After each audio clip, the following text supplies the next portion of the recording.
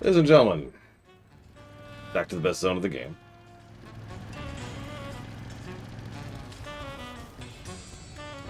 Caught sight of our pal Zerdo when scouting the I depot. was hoping to never see him again after the ring in deeps.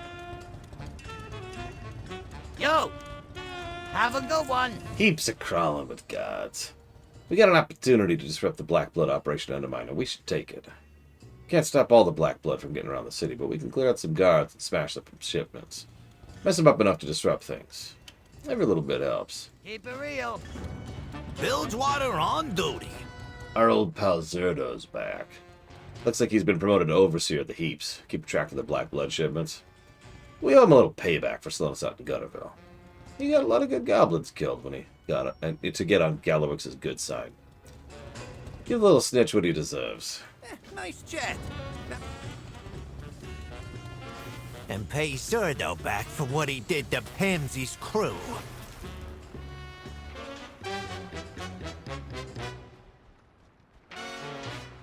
Oh god.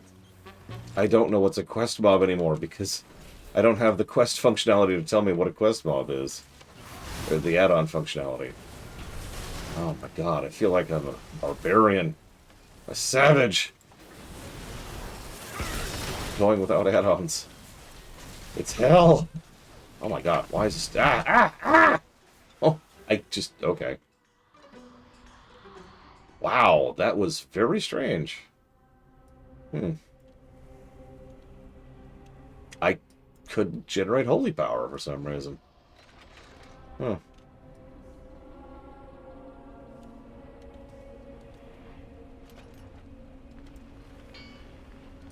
Oh.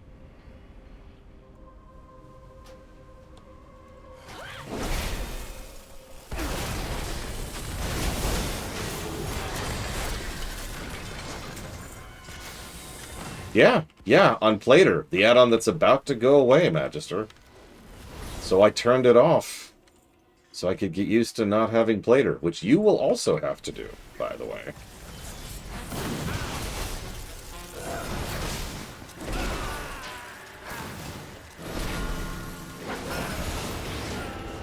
I've been thinking about how many negatives I'm going to give that. I think I am going to give negatives. I'm also going to get rid of positives, but I'm also going to give negatives, I think. The way they're approaching it is not something I'm super fond of.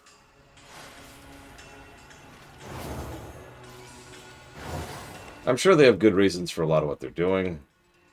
I kind of don't care. You know? The game I'm playing is going to be made worse because of what they're doing. That's what a review means.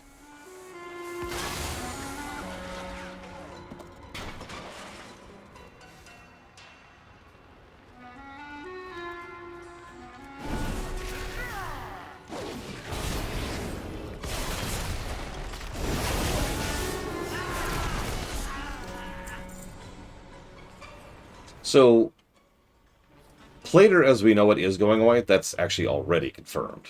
That's a past tense thing at this point. They've already said they're going to turn Plater into like more of a cosmetic version of the existing, the new frames. So, Plater's going away.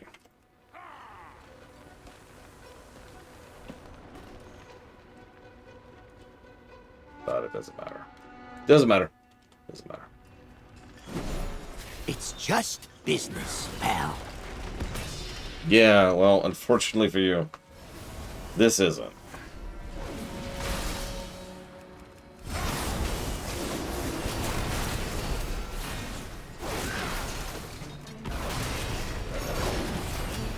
I had to be a big shot.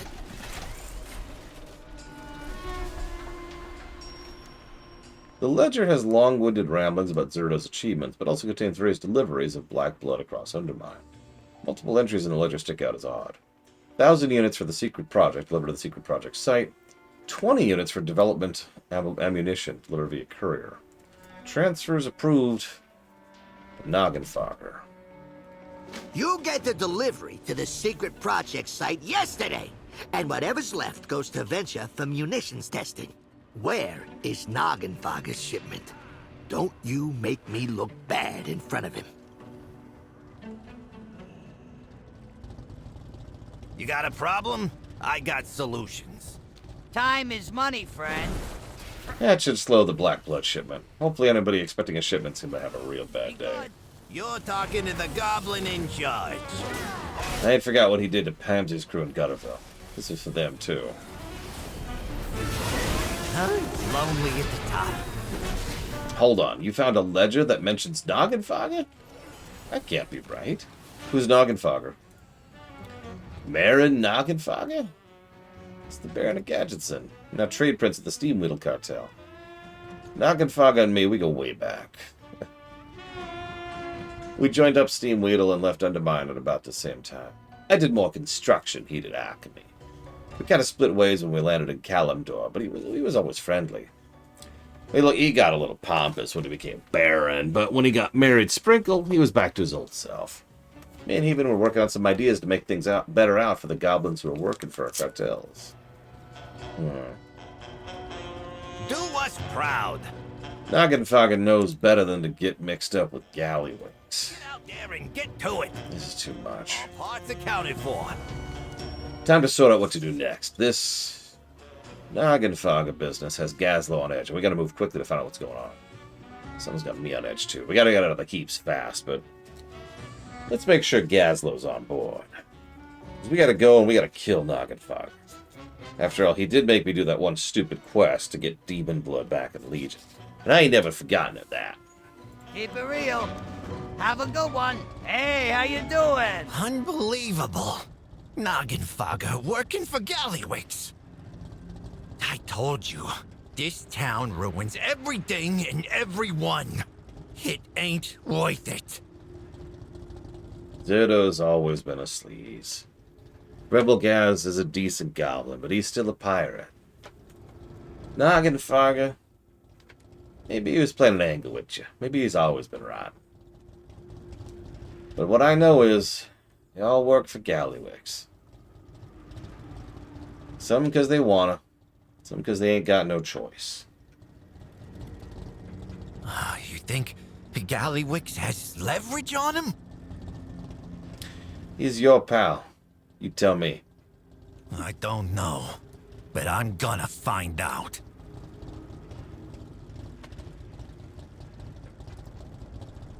Let's get out of here so we can talk. Feels like we're being watched.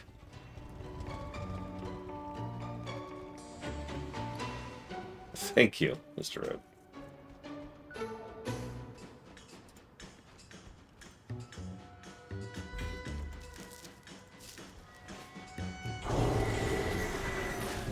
Hi, Evo. No, but thank you for asking. I did a bunch of neck stretches, which will hopefully help.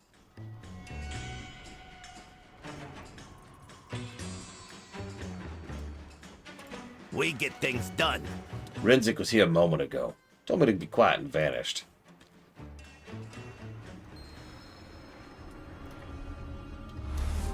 Stop meddling in our affairs.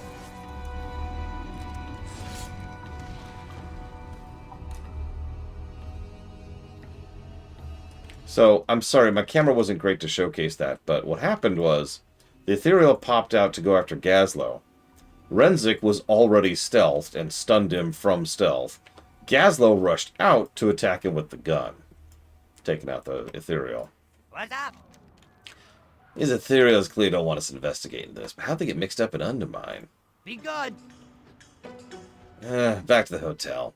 We got a lot to tell the others. That Ethereal got the drop on us. I hope Owain has reached Illyria by now. Yeah, me too. Here's the trouble. I just realized we haven't even unlocked the car yet.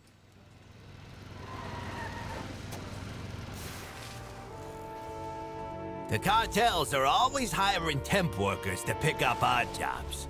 See if you can What's the holdup? Bilgewater is on the job. First it was just black blood. Now Ethereals? I don't know how this squares, but we'll need help if we're going to find out. Arwena left to get Illyria a while ago. We should head over to the Slam Central. See if they made it down here yet. Yep, looks like we've got work. Black blood. Ethereals. Illyria's gonna have a field day with all this. Ethereals are interesting because we see them periodically throughout the course of the story. They were in BC, they were in Wrath, they were in... See you around. what? Interesting. Time's a waste. Okay, there we go. They were very briefly in Kata, they were in Legion. And then they were in War Within. Yeah, it's been since Legion, I'm pretty sure.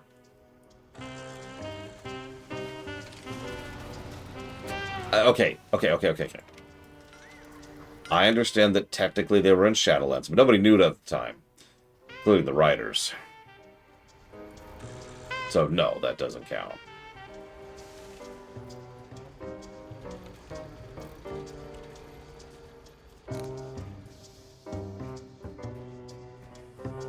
God, look at all the detailing here.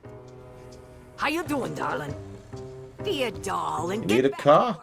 Of course you can get a car. We have so many cars. Here, I got some spare keys right here. Want a job from me or have a job for me? Take a hike. Oh, going so soon. Nanny Tallulah's shipping and handling. Okay, so I'm going to skip the tutorial because I already know how to drive. Okay, so now we should have all of the functionality of the car unlocked. No? Huh. Hold on a second. Good deals, good service.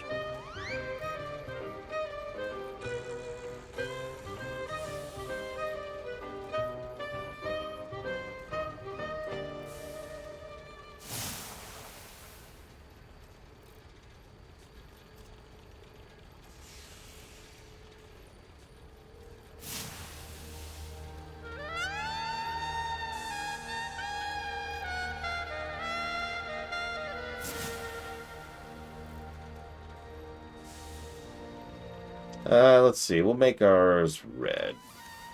See you again. There we go.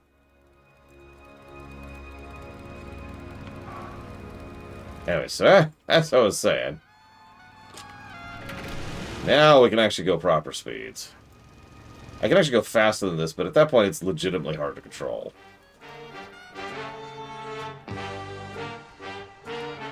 Again? Are you serious?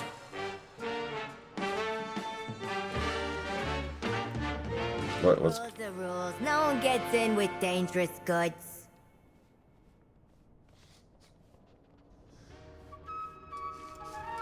Welcome to the best place ever. She ain't got a permit for that weapon, she ain't getting in. That's the policy. Well, for the right tip, that could change. Or I could beat you senseless. Keep cool out there. I'm suddenly feeling very convinced. Have a good one. Yeah, Illyria gets stopped by customs, by the way. How you doing, pal? Rules are rules, buddy. Visitors can bring in weapons, mid-grade explosives, but anything that magical needs paperwork in advance. You're gonna need to collect a premium fee if you want that paperwork expedited. She's an ally of the Trade Prince, you know. See you around. Yeah, it's... Oh, you're serious. Oh, okay, that's trouble I don't need. Yeah? Look, I'm just doing my job. The safety of the Undermine's our number one priority, or something like that. Keep cool out there. You know, no one's ever been polite to me like that. You go on ahead.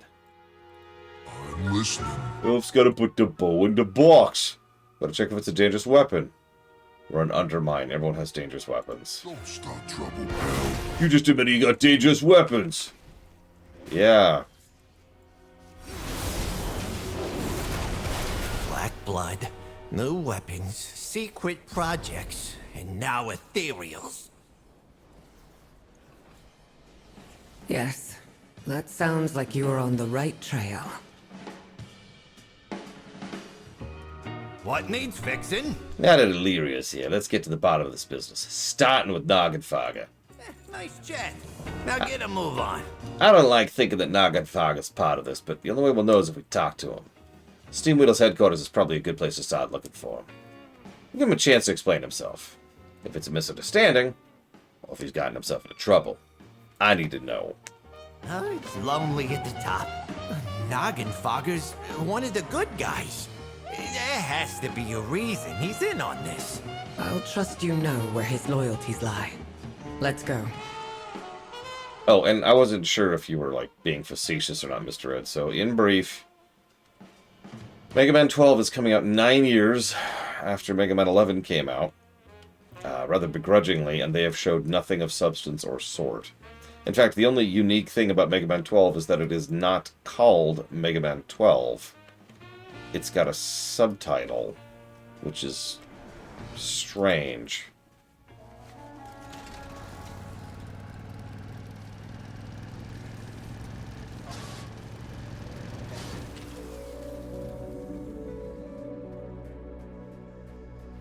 Gaslow, great to see you, huh? All the way down in Undermine.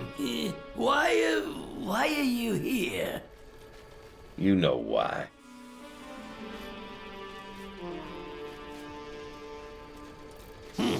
Can't you see I'm busy?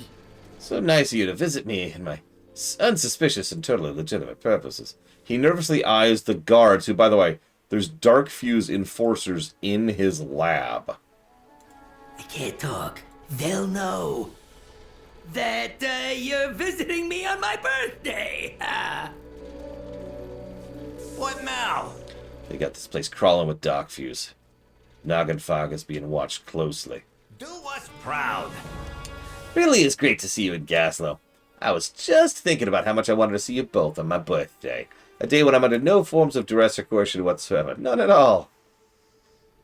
I'll tell you whatever you want if you can get rid of him. Maybe your Dark Fuse friends would like some drinks. Here, have a drink. Just the thing. Grab them off the table and pass them around.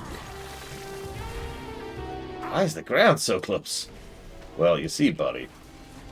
Also, I love how these elixirs are just the effects of the Noggin Fogger elixirs. I think it's random. Don't quote me. Whoop.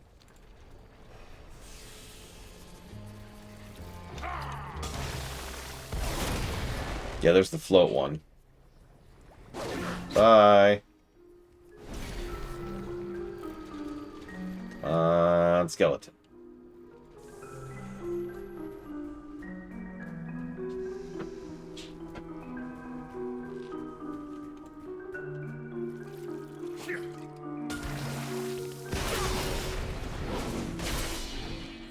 Off she goes.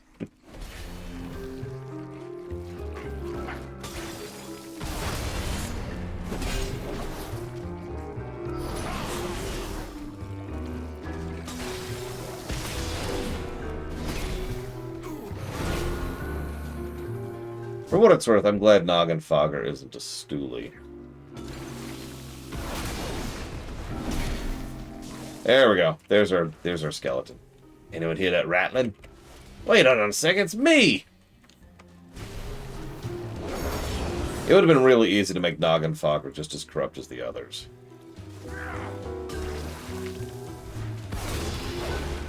That one, just as he got shrunk, said, "Now I know how gnomes feel!"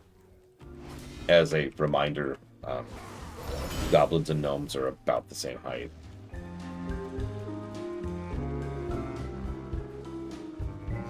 I mean, this all... I've heard some people complain about Undermine for one big reason. It's a side quest. It barely has anything to do with the MSQ plot-wise, and that is true.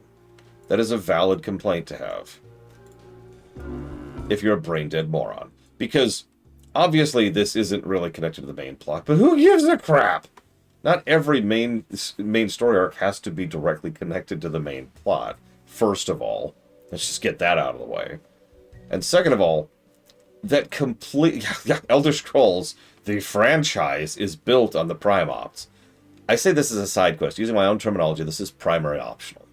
This is big meat content, which is world building and character focused, and has lots of great thematic stuff, good writing, good visuals, good quests, but it is optional. It is also very Xalatath, for reasons we'll discuss when we get in more depth when we get to... I keep wanting to say Tazavesh. Koresh. Because yeah, Aj Kahet and Undermine is both Xalatath doing everything in their power to make sure that we are not getting in her way. And once again, this is something we noted back in Dragonflight as well as the first time we streamed this game. It's nice to see a villain who legitimately recognizes the level of threat that we are to them.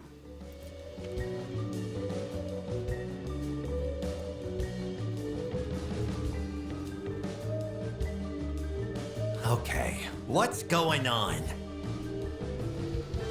Check Venture's Kajamite mines. You'll find answers there. Bilgewater on duty. Alright. I'll keep an eye on Noggenfog. You get it done. Get out there and get to it. Venture and Kajamite. 2 more puzzle pieces. Except they all fit together eventually. All parts accounted for. Venture doesn't exactly have a history of being an upstanding cartel. Their loyalties can be bought cheap, and they don't get qualms about ends being justified by means. We knew they was working with Gallowix, we just didn't know how deep they were. Go check those Kajamite supply lines. No time to lose. Yep, looks like we've got... Marin, will you be safe here? I'll stay hidden and make sure of it. Thank you, Illyria. Oh, and happy birthday.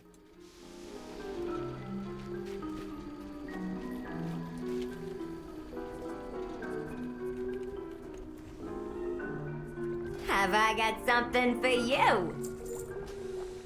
Oh, hey, look. More purchasables.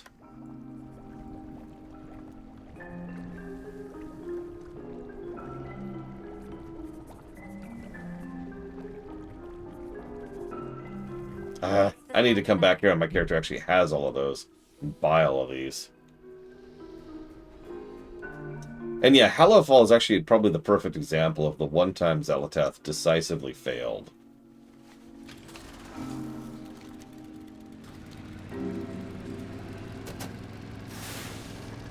Hey, Zach Taft.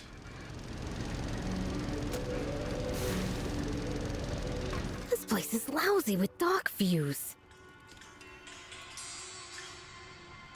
Congrats, Zach Taft. Oh, you're right. Oshket probably has a bunch. What's the holdup? Lots of dock views. But less than they had back at Steamwheel. Probably because Venture's more compliant. Bilgewater is on the job. There's one thing Venture does keep in order. It's the paperwork. They're real particular with dividing their workforce and keeping everyone on schedule. They're efficient. I'd give them that. Uphead's one of their scrap yards. They should have schedules posted around the place for Venture employees to record their working hours and see what they got coming up. Grab as many as you can find. We'll check out Venture's headquarters in the meantime. Do us proud. I got you back. Yeah, Venture Company has a pretty bad track record, but not everyone working for the cartel's bad news. Some of us are just trying to make ends meet. And remember, Venture Company hires everyone. If I could pause for a moment to talk about this, this is one of the things that makes Venture Company interesting, and one of the reasons I like this fleshing out of the cartel. The reason they've been the bad guys is because they hire anyone. That's the reason. They don't give a crap, so they get a bunch of thugs who are willing to work for any price, right? Boom. Done. There you go.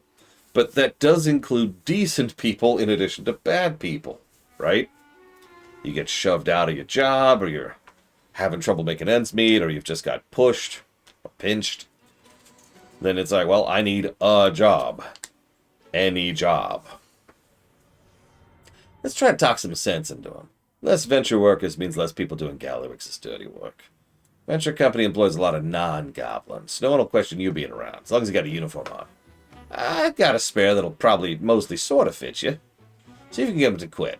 If they start a fight, you know what to do. That's what it is. Toss on this Venture uniform so they think you're an employee. Oh, yeah. Maybe you can talk some of them into quitting. I am an earthen who works for the Venture Company. Actually, that's an interesting question. Super quick. I want to check something. That's not here. Is it seriously not here?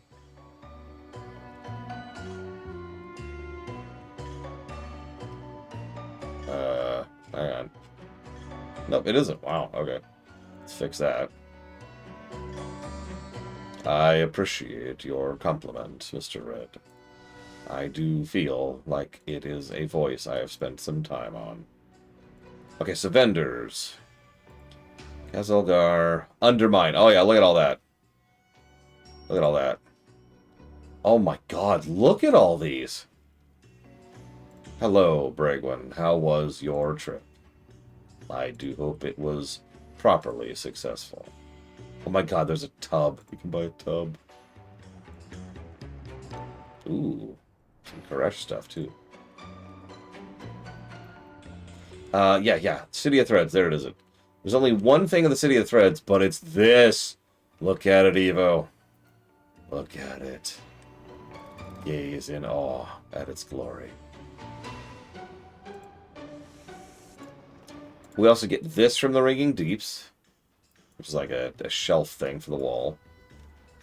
And also a lamppost, another shelf, an earthen chair, a big old earthen keg. In the Isle of Dorn, there's a honey pot! There's a honey pot! Yeah, me and my friends have been trying to coordinate a little bit of profession-y stuff, because I think I mentioned this, I haven't touched professions since BFA. To be more accurate, I haven't touched professions since Legion. It's all decorative at the moment, Bragon. If they ever add functionality stuff, that'll be a future thing. Let's see what else we got here. Now you got me looking. Oh, cool. Not that. We can get the earthen bed too, and the heated bed. Ooh.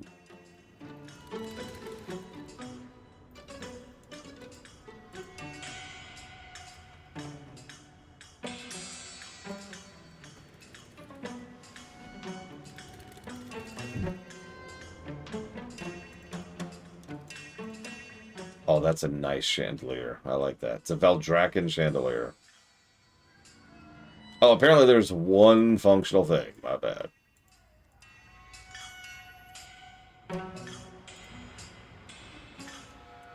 Oh my god. Oh my god, I want the Night Elven tent. I want the other Night Elven tent. Oh, there we go. Oh, I'm gonna want that. Yeah, I'm gonna want that. Okay, sorry. Yes, I am here. I am a member of the Venture Company.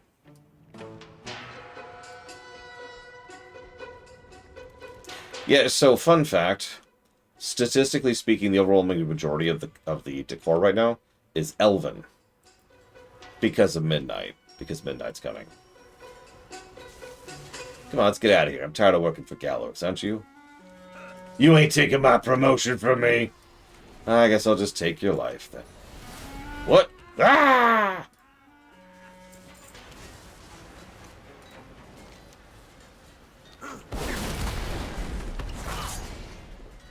Look. Grimla's right. No paychecks with this.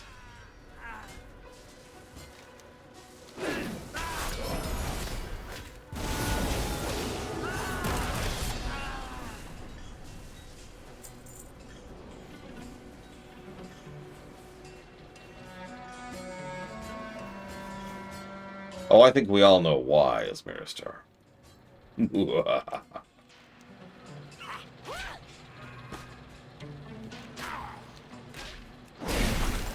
Oh, shoot.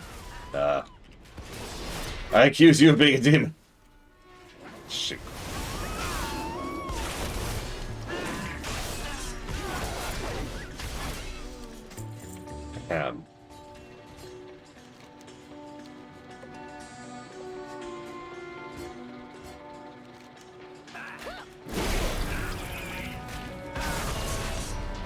Look how that guy got hit because he happened to be near me when I did a basic attack.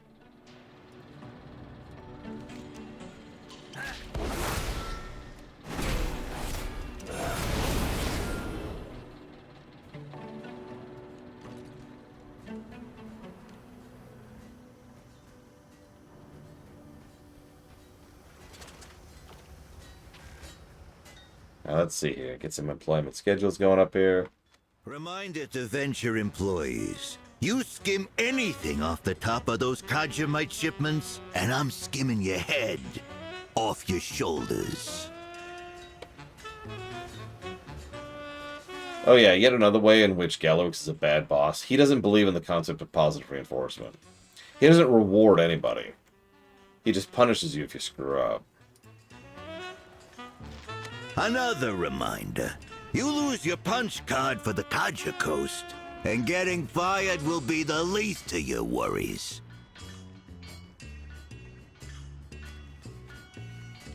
One last reminder.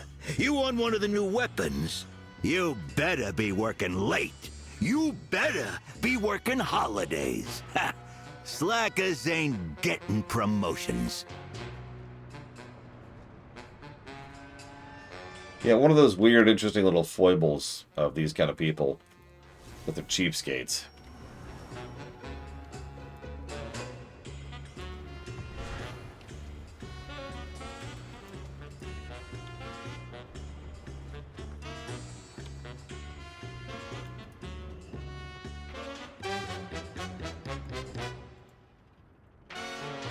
Like anyone would tell me. Listen, Kennex Cat, I'm gonna need you to come in on the weekends and after hours. Oh, I'm gonna need you to be working holidays, too. Hiya. That'll do. Even one fewer goblin working for Gallowix is a win in my book. Don't break anything I wouldn't. You should have schedules posted up. Hopefully it isn't just a wild flamingo chase. Yep, looks like we've got work to do. Well, good news is Noggenfaga wasn't lying. Bad news. It's a lot of names, all getting sent to the Kaja Coast in Zuldazar. All parts accounted for. Well, you don't like my sword, Falkenstein? Look, I've got it like, it's a motorized sword, see? I got a little pump engine on it and everything. We do things different. You gotta get a confidential work site off the Kaja Coast. You gotta check out the punch card. Lead Foreman Chrome's one of the big bosses who organizes how Venture's workforce gets split up. Should be easy enough for Renzik to slip in and grab the punch card, but you'll need to take care of Chrome and a guard. Get into the Kaja Coast. Let's do it without becoming cheap toys first, yeah? Stay sharp out there. We need the foreman's punch card to get to the Kaja Coast.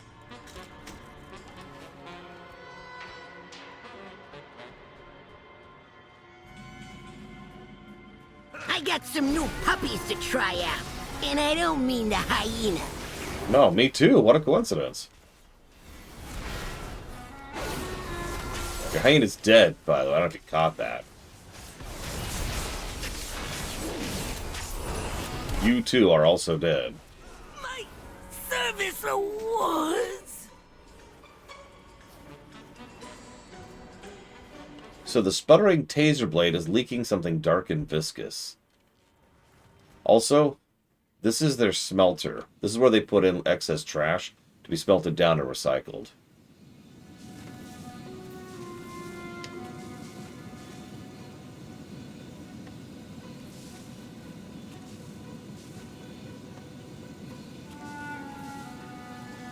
Have I got something for you?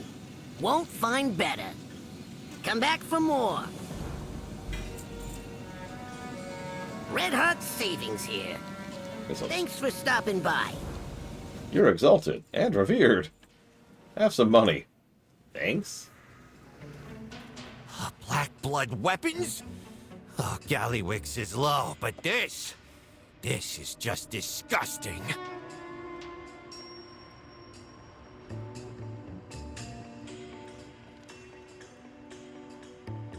What needs fixing? Oh, it's lonely at the top. Gazlo grimaces as he inspects the foreman's weapon. Battery in this thing is powered by black blood. I don't know how they managed to do that without the thing exploding. What? But this situation just got a whole lot more dangerous. Nice jet. Hey, Get a move on. we got the punch guy to the Kaja Coast, and a pretty good reason to believe Venture's schmoozing up to Gallowix a lot more than we thought. Noggenfaga said we'd find answers in the mines, and that means going to the coast for a look. Let's go. We'll meet you at the Central. Get out there and get to it.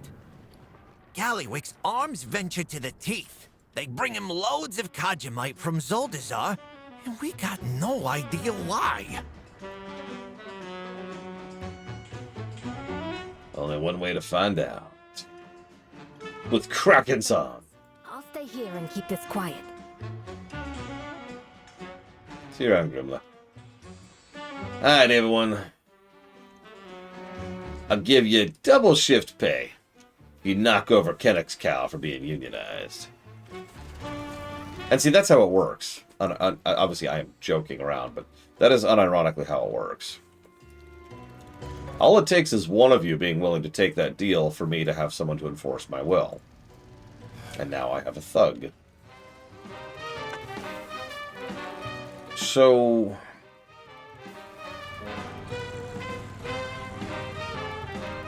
I've been holding off on doing this, because I've honestly been kind of dreading it. This zone is so good visually that I'm pretty sure Blade Travel would have an aneurysm if you looked at it. Let's just get this out of the way. The aesthetics of the Goblin buildings are amazing. They're the weirdest combination of well-built and completely thrown together.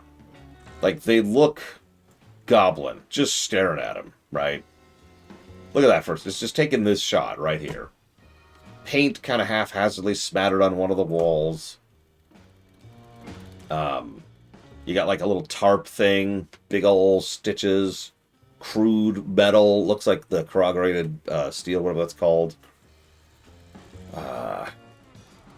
Even the doors have like jagged edges on them, you know? You can tell that there's bits and pieces that have been salvaged. Yeah, exactly. Now, goblins use whatever. They have their own aesthetic sense. Like, remember, they think that looks like a good sky up there. So yeah, just the general aesthetics deserves its own positive. Then we get into little details. Like, there's just a bunch of flashing lights and trash piles and just crap every... Why is that doing that? Why is that doing that? Where's the camera? Where's the camera?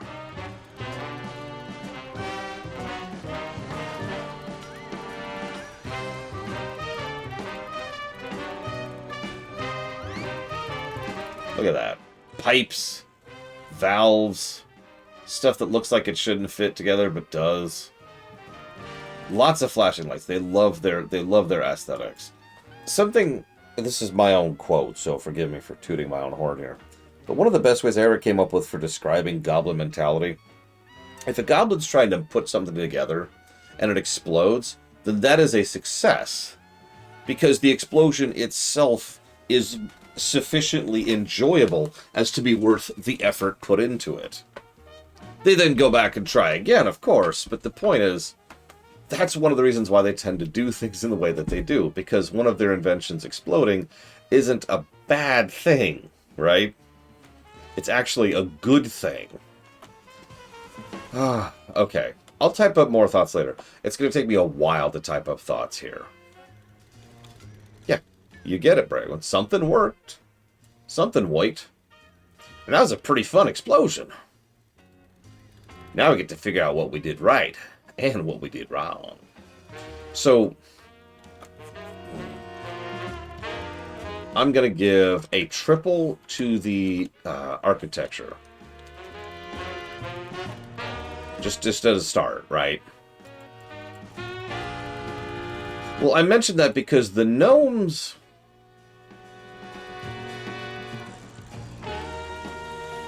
God, it's hard to properly explain how different the gnomes are from that. Because they're kind of the technologically savvy race, too. And they're their own type of mad scientist. But a gnome will actually think that the explosion is a bad thing, right? It'll still happen, and they still know what the hell they're doing. But they're immediately going to try and replace or fix it. Really, they're both kind of walking on the same path. They're just looking in different directions, is how I would describe that. Alright,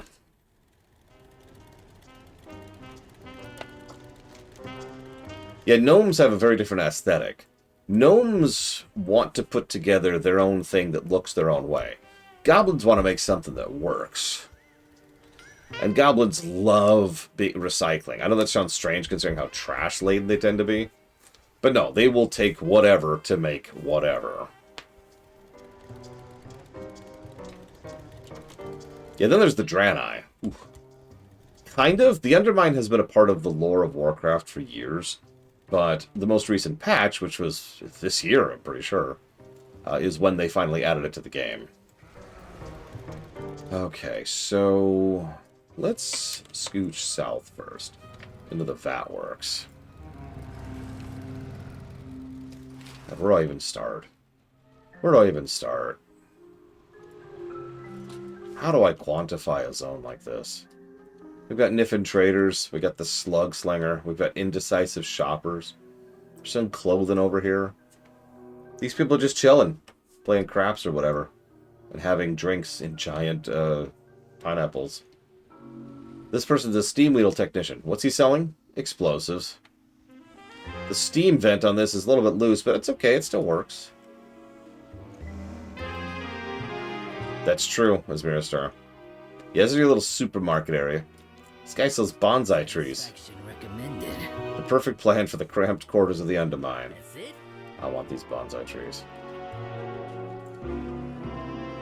There's some... You got your destitute, you got people just digging through the trash, looking for whatever you can find.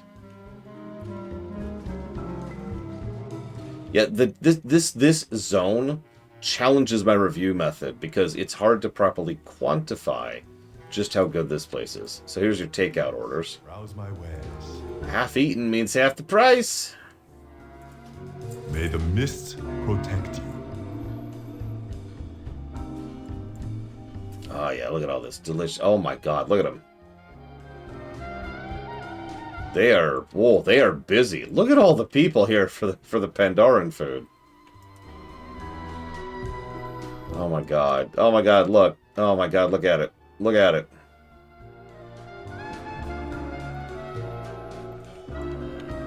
No, Magister. The major city in the next zone isn't what I would call bad, but a lot of it's recycled from Shadowlands. And the rest of it's good, but on a different type and scale. Undermine is something else. The amount of time and effort they put in this place is bonkers, quite frankly. Yeah, how many of you didn't even know this Pandoran restaurant was here, by the way? There's nothing here. There's no quests that go here. It's just one of the people, one of the individuals who worked on the Undermine, one of the visual art designers, sat down and designed a Pandoran restaurant. Like I said, we talked about this. They divvied up their teams, and they just had some people working on different sections. Everyone just kind of claimed a spot and did whatever they wanted to do with that spot.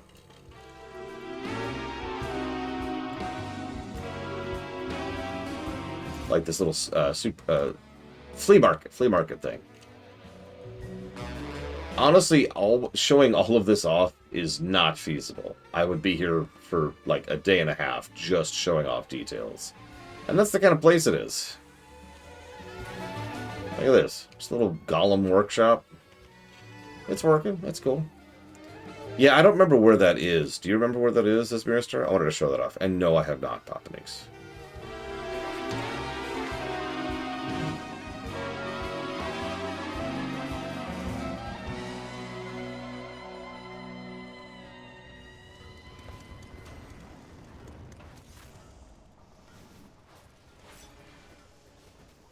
Very true, Neurozaus. Hovel Hill, give me a sec. I think I'm hitting that last. Right? Yes? No? Yes, I am. I'm hitting that last, so remind me when we get there.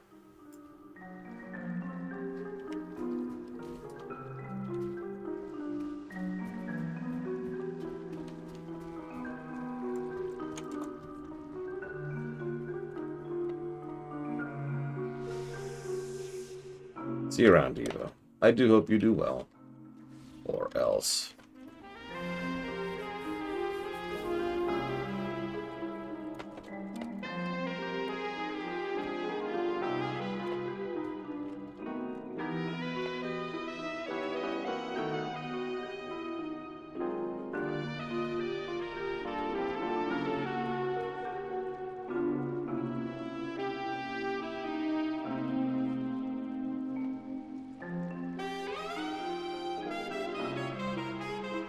Second favorite zone. Get out of here, Spun.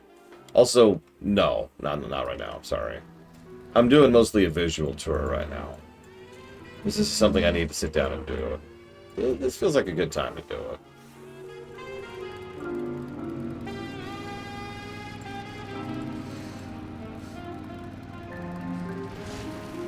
Another little fun thing over here. This actually is a quest. This little food stand place. I don't remember the specifics, but then there's this. I love this. Check this out. They've just got 5 grills, and the sous chefs just kind of going full tilt to try and keep up with demand. And then they've got the crowd. And notice we've got all kinds here, right? We've got a Nightborn, we've got a Drakthir, we've got a Pandaren, we've got a Goblin, we've got a Human, we've got a Worgen, we've got an Undead, we've got a Blood Elf, we've got 2 more. We've got a lot of Drakthir here, actually. There's a Dwarf, there's an Orc. Just a bunch of people are like, hey, yeah, hook us up with that food. And I don't know about you, I probably wouldn't eat anything immediately next to a giant slime pile, but I guess that's just me. Where do they get their water from, actually? It's an interesting question.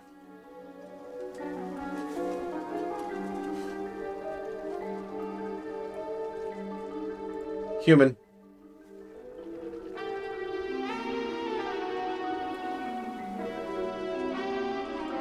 Sorry, I was actually trying to prove you right, Adam Ciuta. And so I took a glance, but then I saw that guy, like, immediately. So, sorry. Because I was going to be like, you're right! Because I didn't see any earlier either. I don't notice any Draenei while we're on the subject. Hang on. Draenei.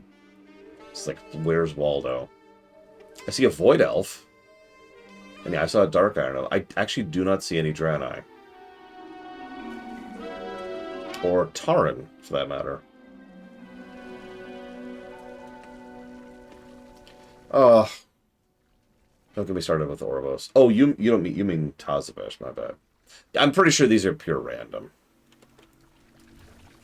That's how they tend to program these things. That's been true since vanilla. The way they code it is actually brilliant in its own way. They have a thing where there's Valued Diner, and Valued Diner is actually one NPC. There's one value for that NPC, right? And then that value, because it's designed to be a rando, calls from a pool, which is probably specifically designed for Valued Diner.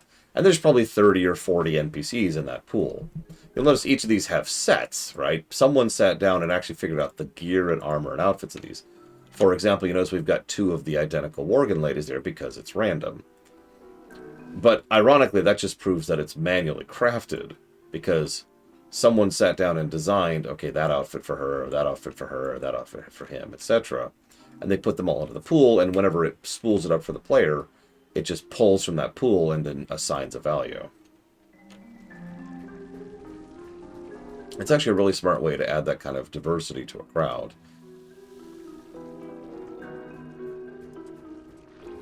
What's funny is the area I'm going through right now, the Vatworks, is probably my least favorite of the zones in this area.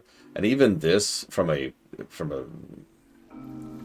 I guess, a technical perspective, like an accomplishment perspective, is better than most cities in most video games.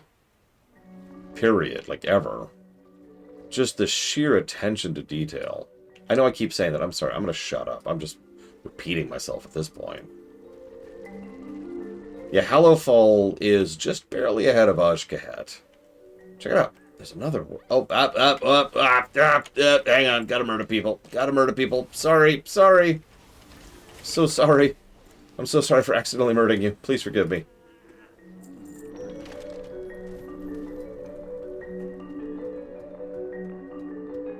Yeah, even the burning barrels.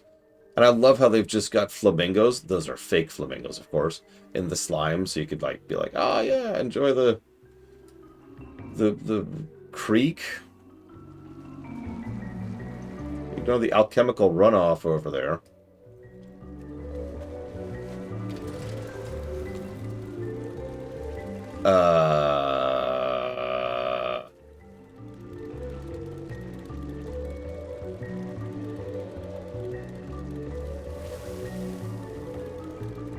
You're high, Spartan. Ashkahet is 79. Hallowfall is 80. I don't know what you're reading. No, Magister.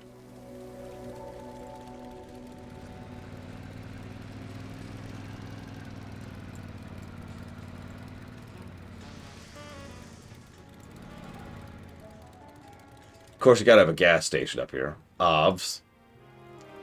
I love this whole zone so much. Yeah, where's my pluses? Where's my pluses?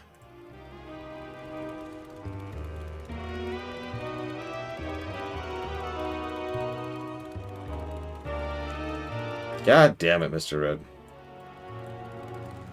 I'm not a grifter. Wait, I'm gonna try to be a grifter. Okay. Hang on. The Undermine uses jazz music, and that is proof. Blizzard fans are up in arms over the fact that they use jazz music. And that is disgusting. I cannot believe anyone still supports a company that uses jazz music in their freaking zone. Anybody who actually has any self-worth or decent self-esteem or even has a functioning brain would have already immediately walked away from this game. Ugh. This place is woke. Surely jazz music is woke.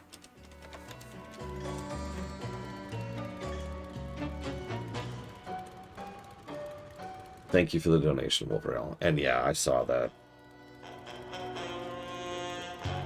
And it sucks. I mean, it's whatever. I don't like jazz. I don't. But, like, Jesus Christ, people. Okay, so now let's go over to the heaps. So, a little bit different. You notice there's a different design to it. So, the Vatworks looked like a town. The heaps looks like a zone. This is designed in the same way most zones would be. Nice big pit, pathways going in and out of areas. A lot of trash.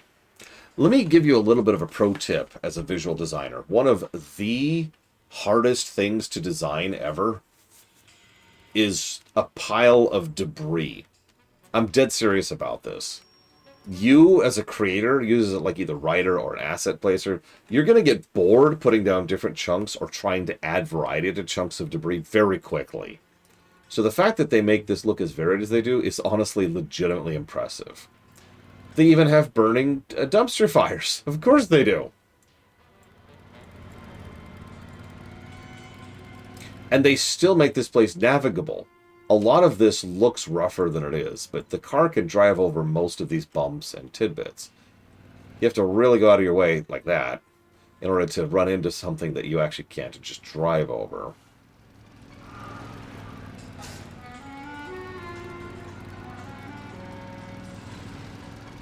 Big ol', oh god, what do they call these? The cargo crates, right? Big ol' cargo delivery things.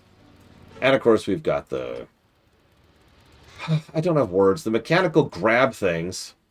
We're going to stop using words. Headaches have destroyed words. We've got mini scrappers, we've got grabber things. They're grabber things now, it's canon. More pipes, pumping more fuel in or out. Some people trying to just excavate trash, because all the trash goes here. They just shove all this place in here. And yeah, oh yeah, actually, by the way, fun fact. This place is lower, as in geographically lower, than the entire rest of the city.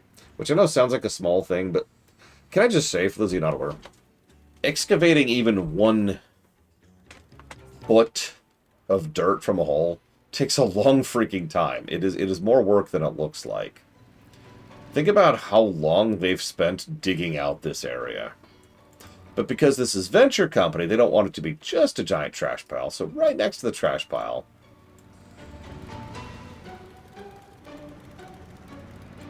hang on, I gotta actually navigate more of the trash pile here.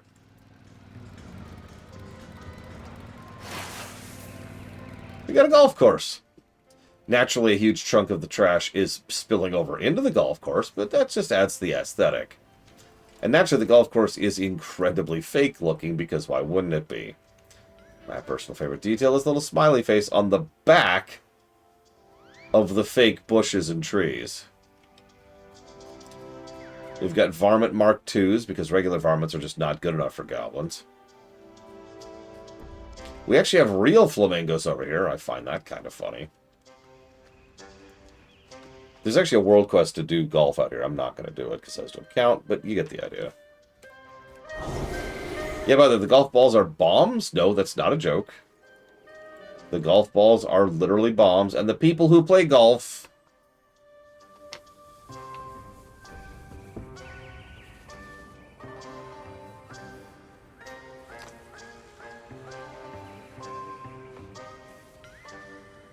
I honestly think this speaks for itself, so I'm just going to move on.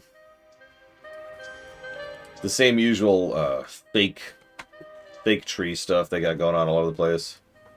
They even got a caddy, look. The can-do caddies, see?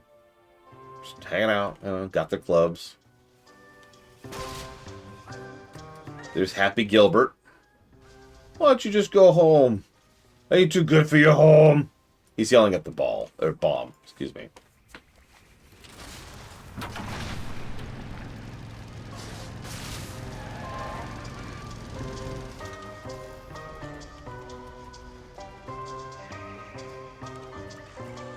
Even the grass looks fake. Probably is.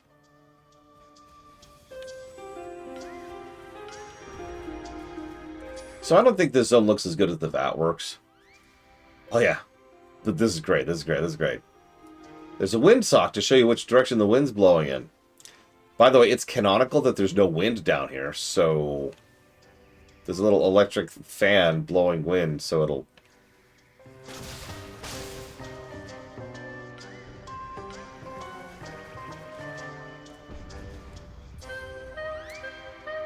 Yep. Oh hey, someone's doing one of the trash events.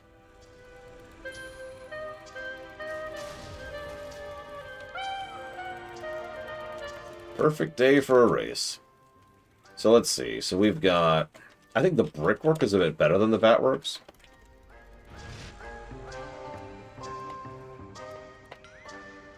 Oh god, tell me about it. But I think the doodads are a bit worse.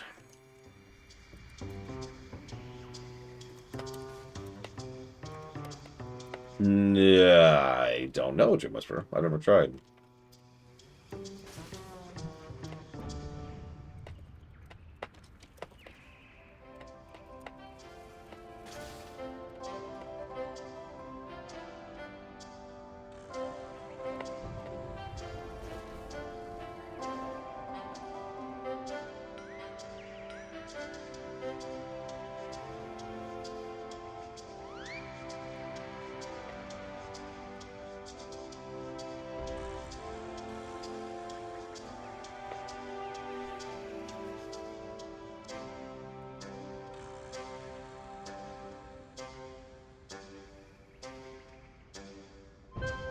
Yeah, if you're not familiar with WoW, I'm not saying it's strange. Yeah, you can't use your car outside of here. It's a vehicle.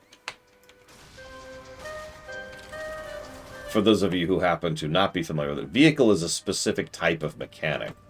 If you look at the lower left of the screen, you might notice my bar actually changed to down here. That's what a vehicle means. It literally changes the functionality of what you're doing. Because now you're in the vehicle and you're playing the vehicle. Whereas when you get a mount is just a movement buff that happens to come with a cosmetic change. Functionally, you're still playing you when you're mounted, but you're playing the vehicle when you're on the vehicle. There are some asterisks there.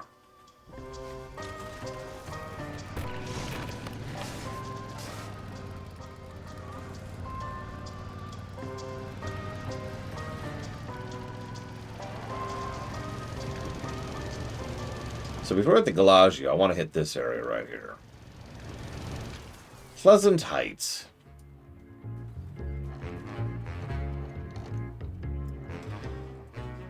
Yeah, supposedly we're under Kazan here.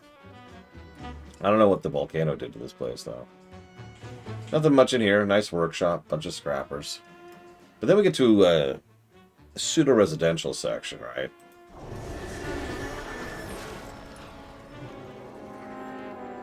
Yeah, me too, Thor. So we got thirsty customers. We've got a daiquiri stand. Of course, gotta sell daiquiris. They've got a... Cola's just packed in snow in there, of course. We got property enforcement managers. We've got giant chunks of meat. By the way, I'm trying not to show off too much of the interiors of here because there's so much. There's so much. Again, remember, they divvied this up, so pretty much every one of these stores had at least one person whose job it was to just make that store look like a store. And let me tell you, they did their job.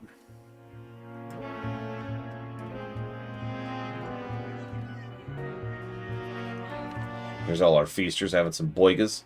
Nice little park area out here.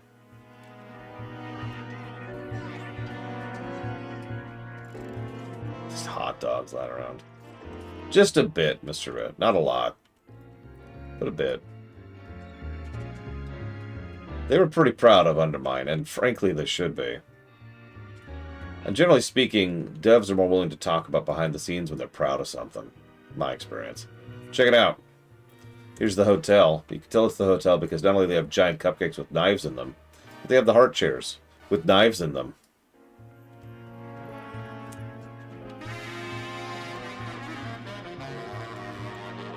Oh my god.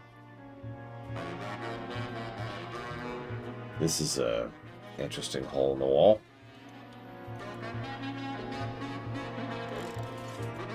Yeah, you want to talk about labor of love. Jesus, just the Undermine is a labor of love. So yeah, this is the nice part of town. No, I'm dead serious.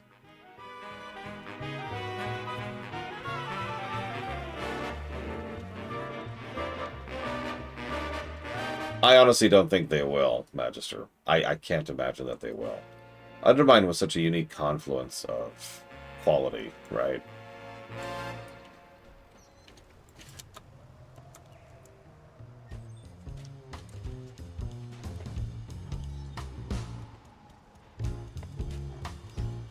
We haven't encountered gender fluid yet.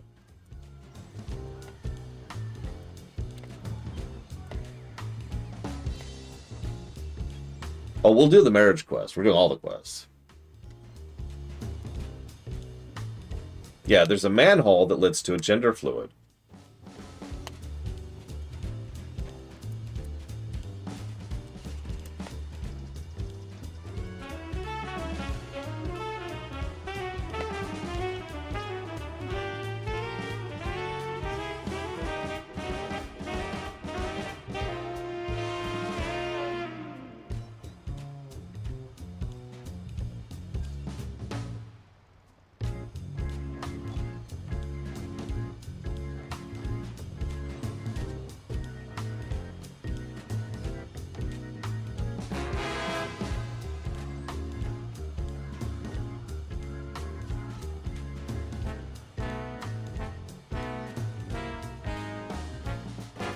Yes, sorry, Wolverine. Although, that reminds me. Can anyone tell me what the subtitles are for Ratchet and Clank 3, 4, and 5? So I could, like, write that down, please.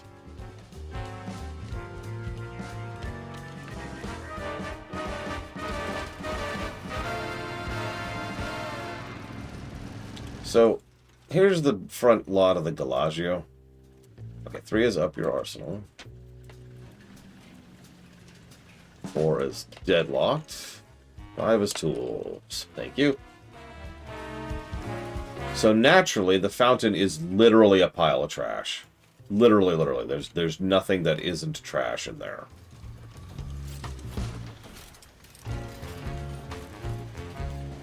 I like to think that's deliberate. I like to think they put the trash in first and then started filling with water.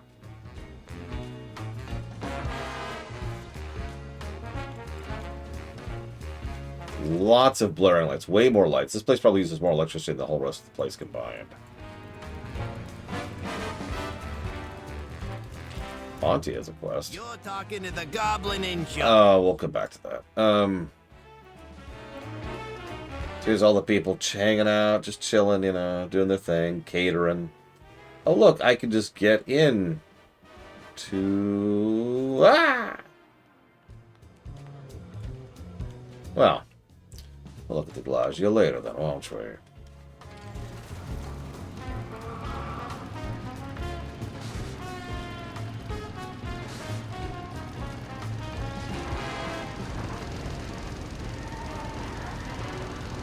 So we got Tailgate Park. Remember, we actually talked about this already. This is the place that was supposed to be the quote-unquote safe haven. This is where our allies are. It's currently overrun with jackasses.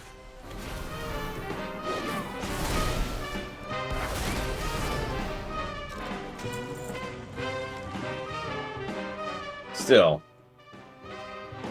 just to glance around tells you that most of these people aren't super well off. Instead of having like the big fancy ritzy houses with the luxury hotels and apartments and accoutrements, Let me just look at it. I love their fake palm trees, though. Tents, stalls, very outdoors. One of the things I like about this whole area, the Tailgate Park region, I guess it is a park, but it is very open-ended. There's very few buildings around here. Most of those buildings don't have much in them. Except, of course, all the baked goods. And tons and tons of cockroaches. As, of course, there's cockroaches.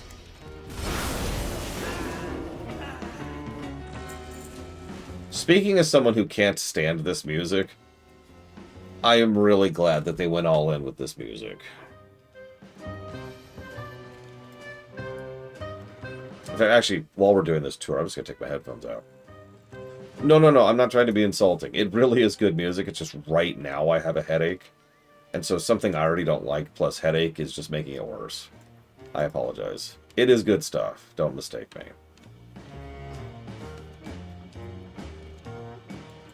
Yeah, every time someone says my reviews are just my opinion, I want to slug them in the face. No offense. Because it just irritates me.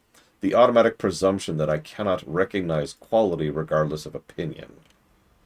It's such a goddamn insult. Yeah, the music is extremely good. I had no idea how much big band and jazz both fit the Goblin aesthetic until I came to the Undermine, and it just sort of clicked, you know? Because if you remember, well, actually, hang on, let me put my headphones back in. Because we've had Goblin music before this. Oh, hang on. Hang on, I'm trying to do something here, people. Come on. Die. Boom. Oh, for God's sakes, keep dying. Hang on a sec.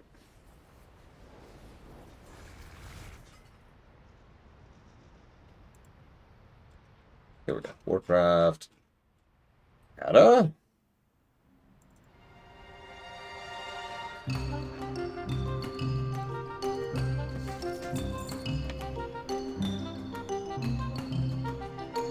This, yes, Morganite, used to be like the Goblin theme.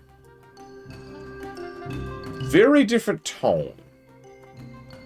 Yeah, it's still a little jazzy, right? The instrument choice and the, I can't remember what they call it, but the harmony layer. But like, this is whimsy, right? Is the word we use to describe this. This is just.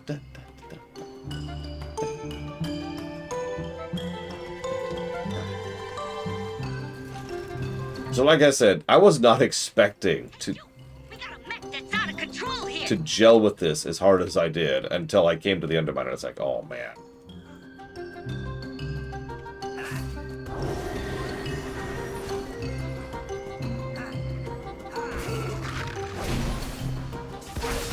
Check it out. They've got crabs on ice. They've got fish on ice.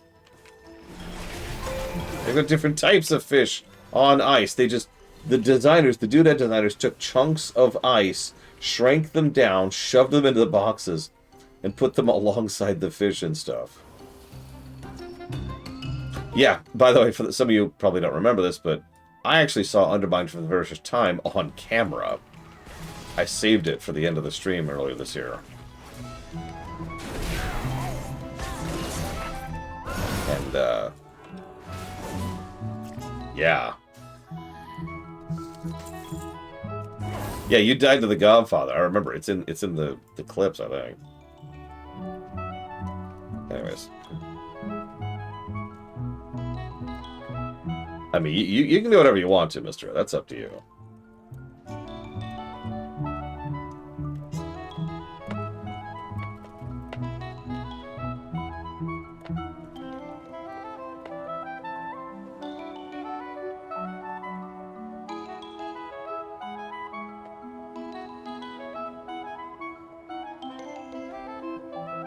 Yes, the guess is for the War Within. So I decided not to give Zekvir a positive because he felt too much like super optional territory. We actually have a pretty long-standing trend of not reviewing super optional stuff. It's the same reason I'm not showing off the dude, I can't think of the name of, but I've actually killed him. The super boss for up here. Fun fight, by the way. Haven't even tried the third one yet. Need to do that at some point. They're still there, right, Uthor? Like, obviously, it's different, but you can still go do them, right? You know what? Yeah, they are well-designed fights, and you can enjoy them, leveling at least. So, yeah, sure. We'll give an aggregate. I think I agree with that. An aggregate for the seasonal bosses.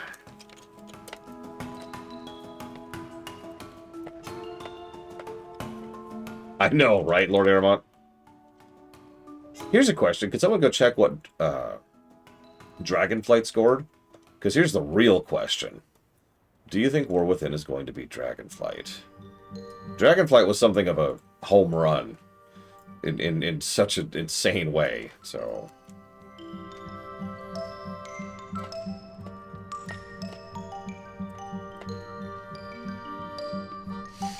Okay, speaking of... 1,771.11. So yeah, that begs the question. Do you think War Within is going to be higher or lower than that? Gotta have a gas station, very important.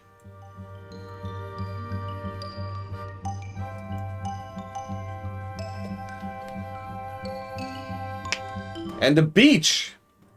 Okay. First of all, I love the Nifit who's vacationing down here. Second of all,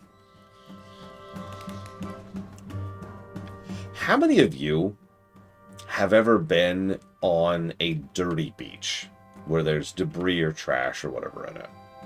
I have. A long time ago, actually. I haven't been to the ocean in decades.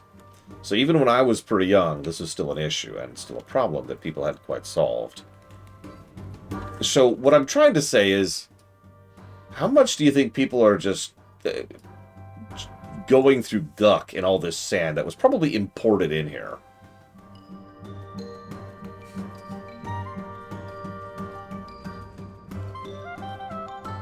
In fact, I wouldn't take my shoes off in this, to put that into a simple terminology. Let's look at this. This is the actual shoreline. So yeah, here's our Gelvis impersonators. No comments. What's shaking, pal? The goblin does not look up from her small device as you approach, instead making several poses and faces while, as the latest selfie camera whirs and clicks. Don't block my light, hon. Yeah, this is a Gobstagram influencer.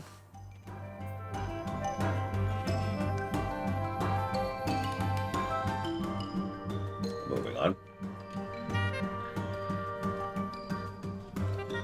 Oh, sorry, hang on. Sorry, I didn't even notice I had switched the music.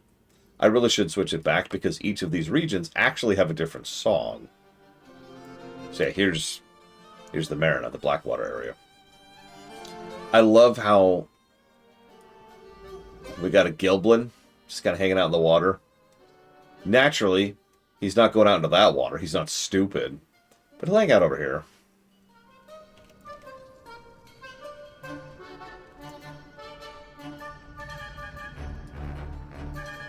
Up off the coast. This is probably one of my favorite areas in the entire game. And by in the game, I mean the city, excuse me.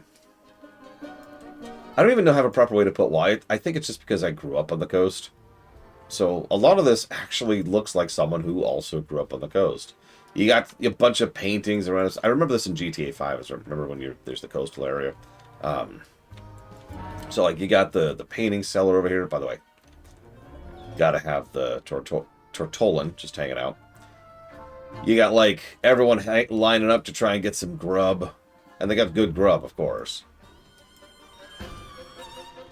Also, there's just like random games you could play. In this case, it's throwing axes.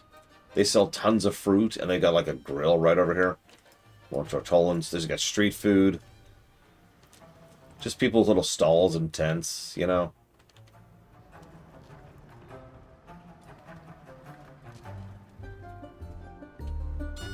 Lol. Kira White Noise. Grig! You enjoying the Marina? What, am I not allowed? It's just, you're in a trash can. I'm swimming.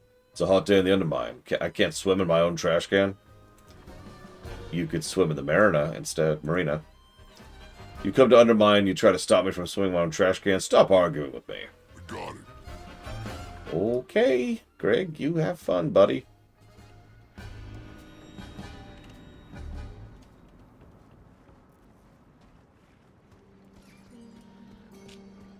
More street food.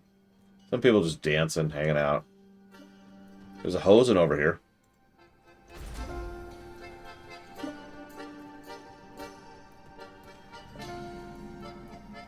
I don't know, Jim Whisperer. Big old dark fuse area. We'll actually come back here later, but all you need to know right now is there's a dark fuse submarine over there. We'll just leave that as is for right now. Oh, wow. That's interesting, as Mira Star. Yeah, a bunch of Gilblins around here, by the way. A little more multiracial because the Blackwater take whoever. Kind of like the Venture. Then we got the potty. Of course we got the potty. Come on. Come on, you know it. We got everyone's just dancing, hanging out, ignoring the trash. Hey, human. Oh, there's a night elf. Let's see. There's a Zandalari dancing over here. There's a Tauren.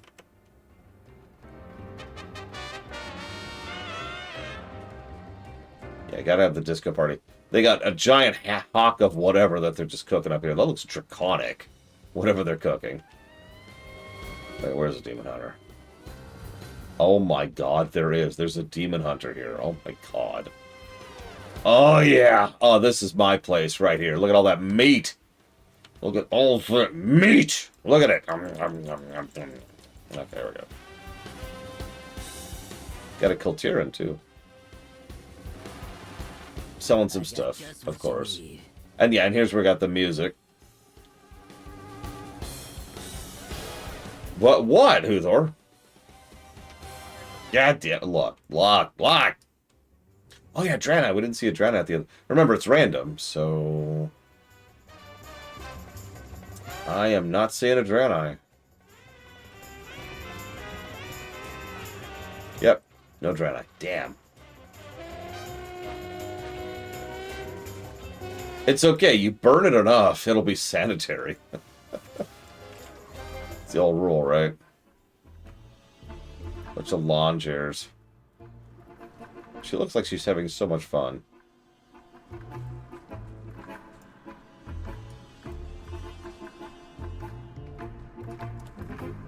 I love the marina. Marina? God, I don't remember how to pronounce it now. Hang on.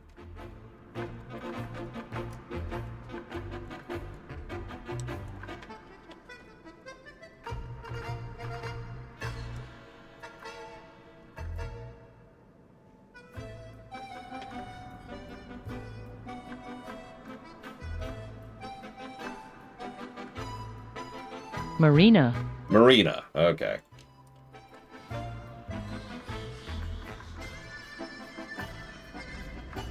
Oh yeah, this theme is great. Probably the best song in here. That's not true. There's another better one. We'll get to it.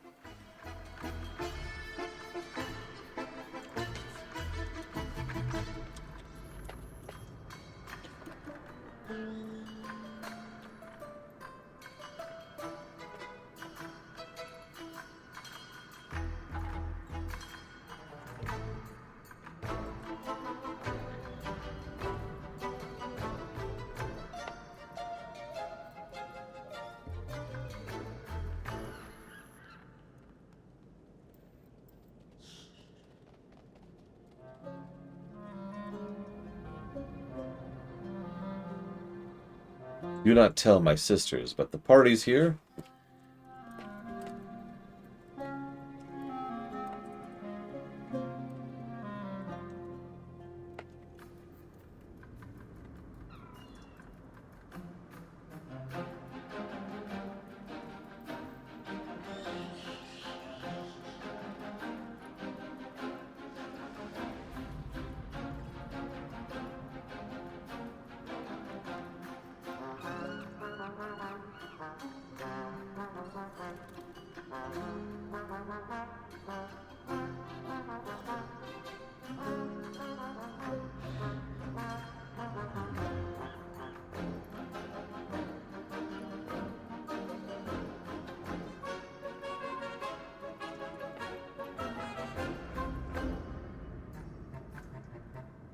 Alright, one second. I want to get down at least a few thoughts. I'll type up more later, but this is a lot of pauses.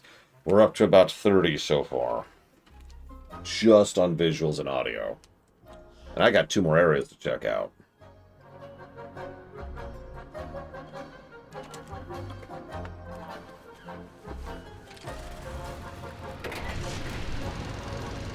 Oh, so it was a fun party, as Miristar.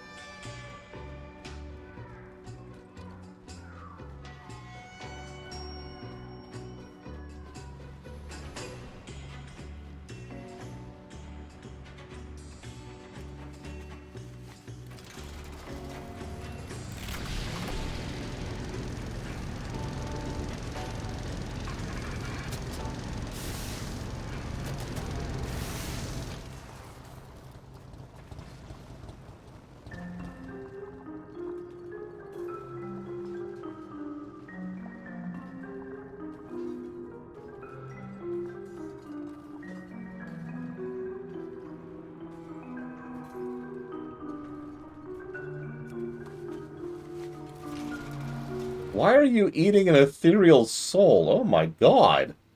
Miss Miristar, I'm sorry. You are truly an eel. Yeah, this place used to be absolutely flooded with players. We've seen a few players, but not nearly as much as I was expecting. Probably because they're all playing Remix right now. Or the new stuff. So, Hovel Hill. Oh, for Christ's sakes. Okay, you're all dead. You're all dead. You're all dead. You're all dead. So, Hovel Hill's a weird one. It's the most town of all of the places.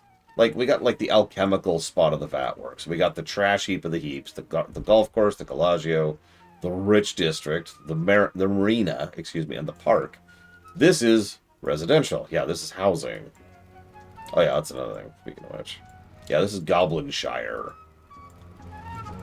As a result, this place is probably the most dense of all of them. Amusingly. And so much so that I'm not going to be able to show you all of it. I'm just not. It's not possible. There's just too much. And a lot of it's indoors. Alright, so this manhole? Alright, hang on.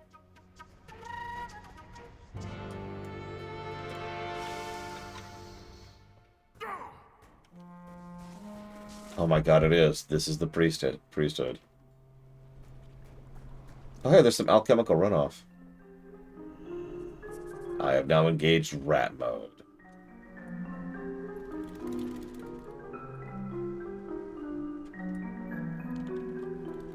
I would say barely at all, Mr. Red. It borrows from Lotro housing in the same way that Mega Man borrows from Super Mario Brothers, aka not at all. Well, well, well. Looking to reserve your front row seat in the afterlife? No post-mortem refunds. You trying something, pal? What's good? I do remember her. She was the priest trainer in Cataclysm. I think. No, I'm not sure. Increasing good. I still need a few 100,000 bronze. I've got an artifact power in the 900s. And I've got 779 gear. But I'm not done with bronze. So, let's see. More bronze from bosses. More bronze from infernals. More bronze from research quests. More bronze from assault. More bronze from emissary quests. More bronze from world bosses. Also, Legion assaults cycle faster. Interesting. Good, yeah, I'm with it. I got a lot of stuff to buy, like I said. Yeah, I've been killing a few infernals. I didn't really see much of a point in it. I guess that's the point in it now.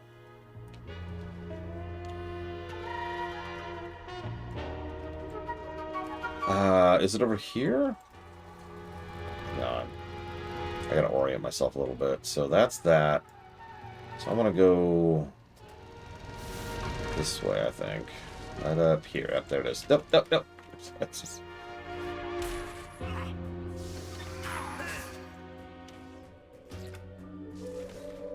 So here's a nice big radioactive sewers. Let's see what's in this one. So we now have a buff. You also probably can't really tell because I'm an earthen, but I am now female. The buff is called gender fluid.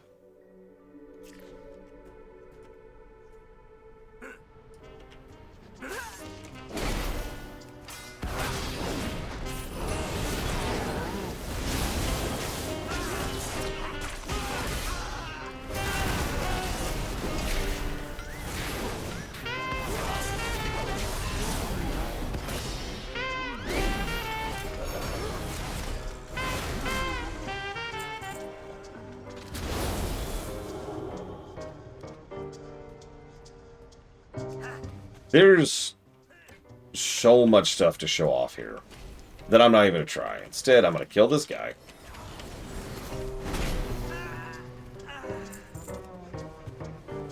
And show you one more thing. Right over... Oh, nope, nope, nope, nope, this way. Ah!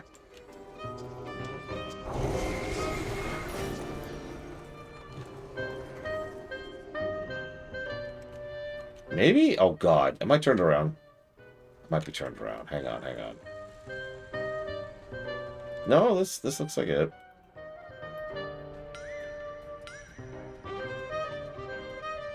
Yeah, this is it. See, he's an artiste extraordinaire. What? Art is love, joy, light. The only thing art is not is profitable. Get it done.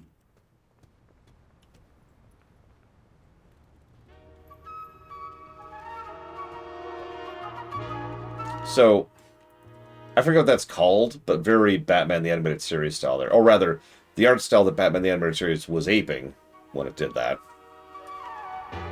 There's also that shot up there of the goblin on my left there. Art Deco, that was it. Which that's also emulating a specific style. I shouldn't say aping, that sounds insulting.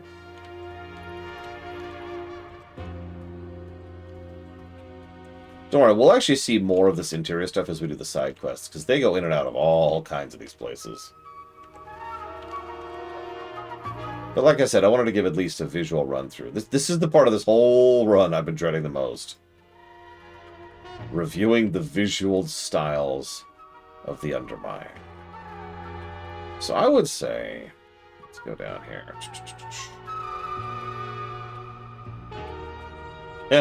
Lol, as we're gonna start.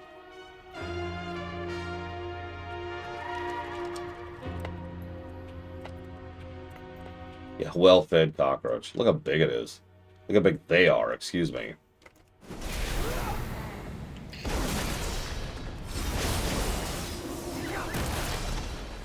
Were.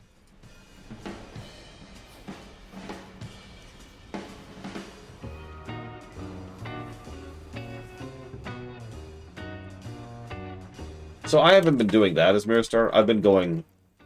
You know me, I like to get more detailed. So, like, for example, the Marina had really good NPC placement and doodad stuff, but not a lot on the brickwork. By contrast, over in the heaps, they had better brickwork, but not as much doodads, and so forth and so on, right? So I've been going down the line, trying to get... Because we got doodads, brickwork, and NPC set dressing. Oh, and music, actually.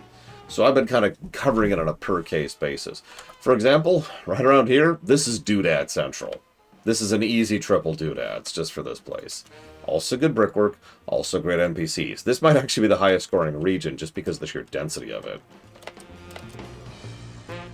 Who wants to be a Stantler? I mean, I'd say me, Lord Harriman, but if you can't pick me, then pick... Ooh, a holiday party, that sounds like fun. Then pick Vivi. Or someone in chat who's real and isn't voiced by me.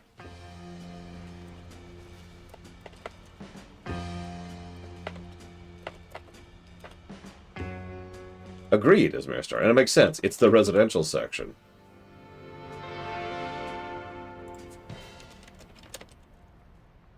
Nice. What kind of wine, Ross?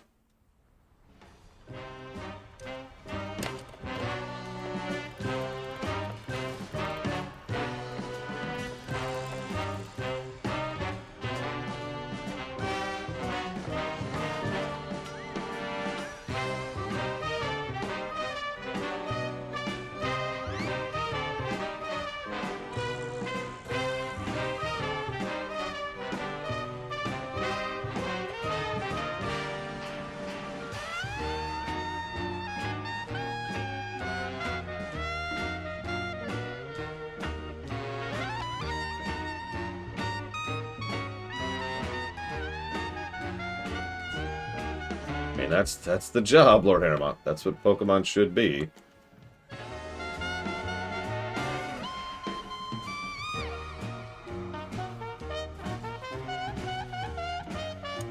What was that, Uthor? White wine? Interesting. I prefer fruity wines in general, if I can get them. I don't like wine. I can't stand the taste of it. But if you're going to force me to drink some wine, I'll take something like plum, peach, you know, apricot, something.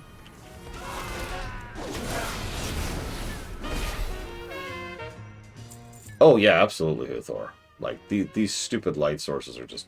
This whole city is insane. Like, I want you to do me a favor. Take in this shot right here and consider the months that it took dozens of people to make just this tiny sliver. This little snippet of the city. All of those people wandering, those are scripts that have to be checked and double-checked. They have animations, they have actions they go through, there's like little schedules, the lighting, the animation on that, the individual rooms, the way that they connect with the buildings around them, to be able to move inside. A lot of these have interiors, by the way. Oh, right, I should show that off. Let's just roam... let's roam over here.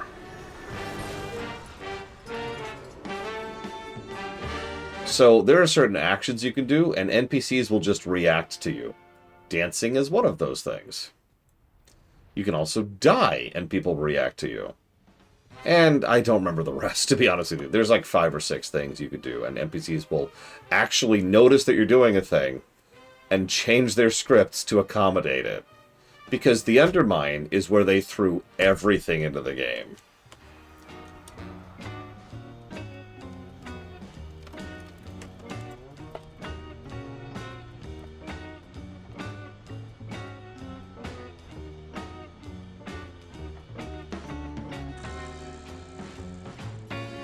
So how am I enjoying today? I have almost a migraine because I pinched something last night. And let me tell you, if I was playing a game worse than WoW, I'd be doing a lot worse. I'm doing stretches to try and pull it out bit by bit. Yeah, I mean, just speaking practically or logistically, the odds of them being capable of surpassing the Undermine are low. Just because of the current era of what's happening at Microsoft right now. Imagine trying to sell to Microsoft, hey, we want to spend months and months detailing a single zone for an expansion. And Microsoft's execs are just going to be staring at you like, well, can't you just AI generate it? At which point the Blizzard people pull the guns out of their jackets and shoot the Microsoft executives in their stupid, ugly faces.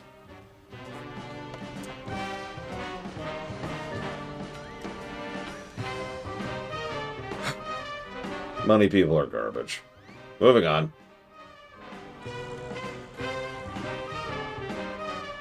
Anyways, so let's get out of here. There's actually one last place I wanted to show off. It's the entryway. First of all, look at that. Do you know how hard it is to make something look chaotic and functional? I know this is such a dumb thing to zoom in on, but look at the scaffolding there, the framework, and think about how long and hard it was to build that. Because it'd be easier to just do it as a grid, right? Or even like a fractal, like something that's actually functional. Instead, they had to make it chaotic. And that means just putting stuff in random places. Pro tip about human beings. As weird as it sounds, humans can't do chaos naturally. We are too pattern-oriented as a species. It's built into us. Our pattern recognition is one of the reasons we survived and thrived as a species. So it's actually harder to do something random or something varied than it is to do something patterned. It's one of the reasons I've been praising this city so much, is because a lot of people did a lot of work to make this place look like this.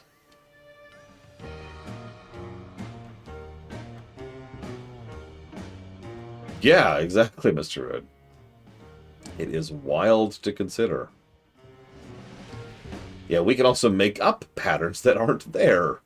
That's a huge problem for human psychology. So, Slam Central Station. Last place I'm going to check here.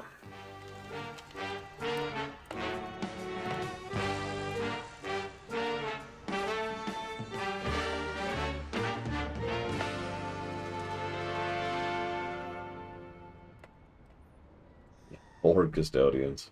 Customs agents. Impatient travelers.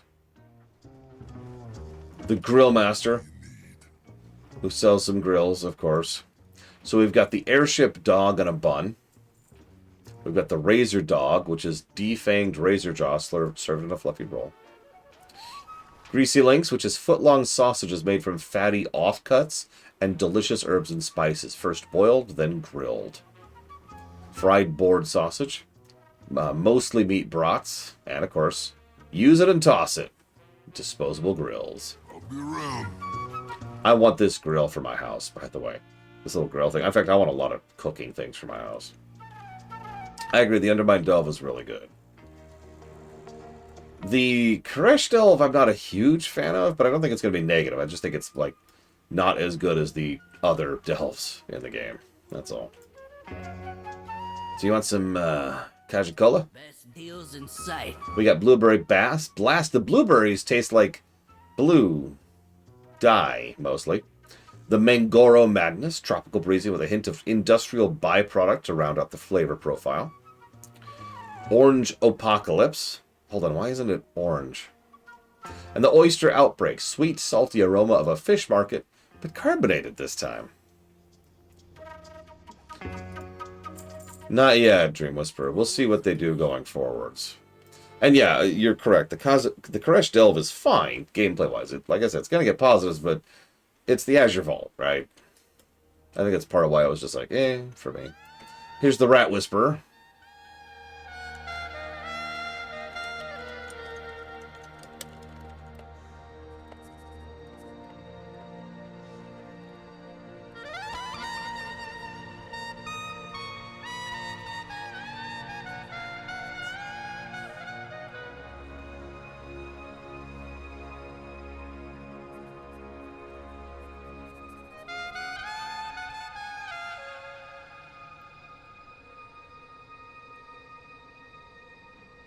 Okay, I think I've given enough positives to the Undermine itself.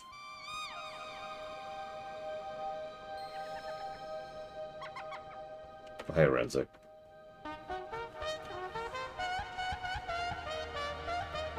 I love their fountain. I love their fountain. Look at this thing. Look at it.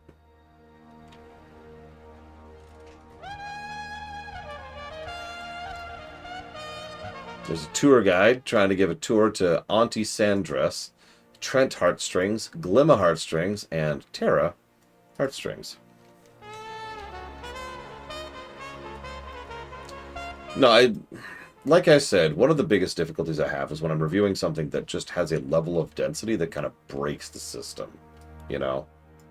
Most games aren't this detailed or are procedurally generated. Please keep in mind, all this stuff was manually painted and placed by an artist.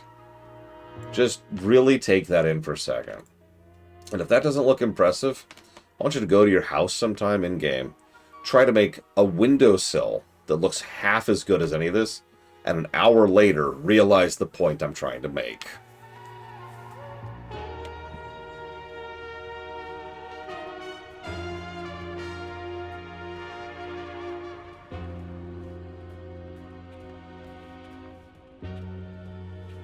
Yeah?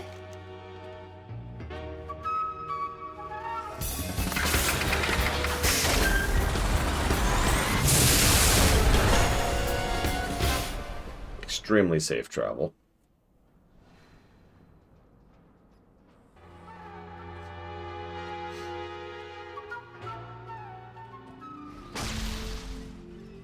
Hey, you're not supposed to be here. Jesus Christ, Renzik. The bot's got eyes on us. Watch out! Holy God. That was great. Did you see? He's just like, alright, we're done. Holy crap. Yeah, Renzik is so legit. Speaking of, I haven't jotted down character positives yet. We gotta at least jot down. So we got Gazlowe, right?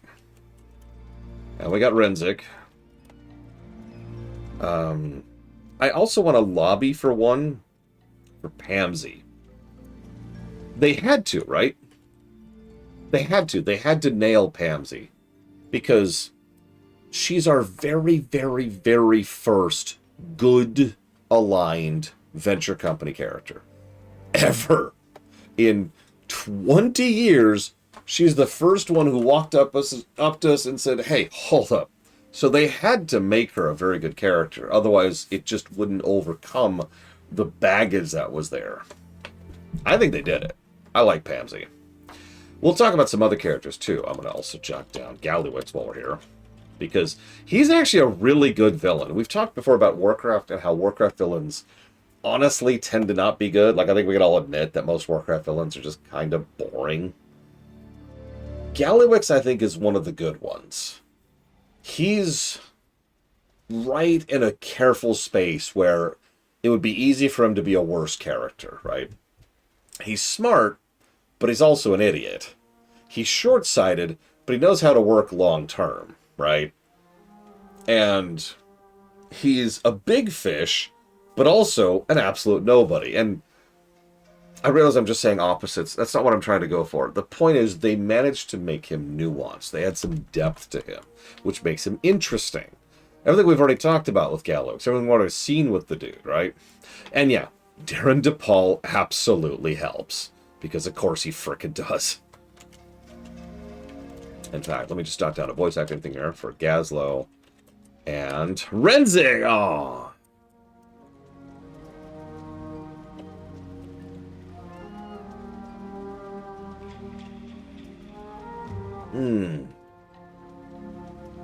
We get things done. Bilgewater is on the job. Listen, Huthor. Doc Fuse is watching this place. They're hiding some here. Some big. Do us proud. Gallywix ain't an idiot. He's got those surveillance birds keeping an eye on the entire area. We need to bring him offline if we want to keep a low profile. And by that, I mean smash him to itty-bitty pieces. If you need help grabbing him out of the air, use the auto grappler. Oh, and scoop out some of the parts when you're done. I got an idea. Nice jet. Now get a move on. There are too many Doc Fuse Guardians in this place for us to sneak around them. We have to thin them out the old-fashioned way. Keep it real. You handle the security and the Boyd cameras. Renzik and me will scout ahead. Let's do it then.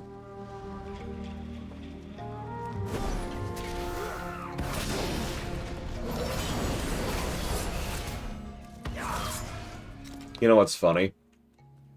I have so far given 2 negatives to the patch within for story. Both of them are for voice acting.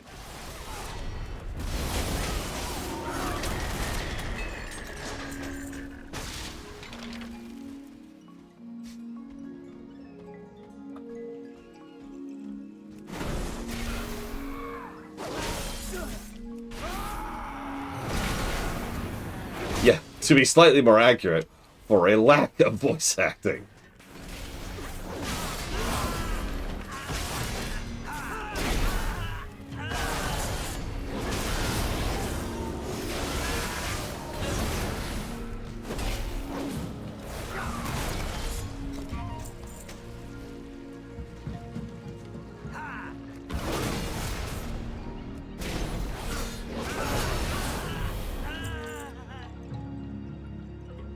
Ooh, there's a premium surveillance Boyd over there. Or there was. Real talk, I was actually thinking about it. I'm not sure I'm going to come up with other, like, story negatives for the other content that I'm aware of in Patch Within. Anybody have any ideas? I can think of a couple of gameplay ones. But story? Yeah, the Renzik thing is just off. Like I said, I did a dive on this. And I came up with nothing. I came up with a lot of contradictory information, which was even weirder.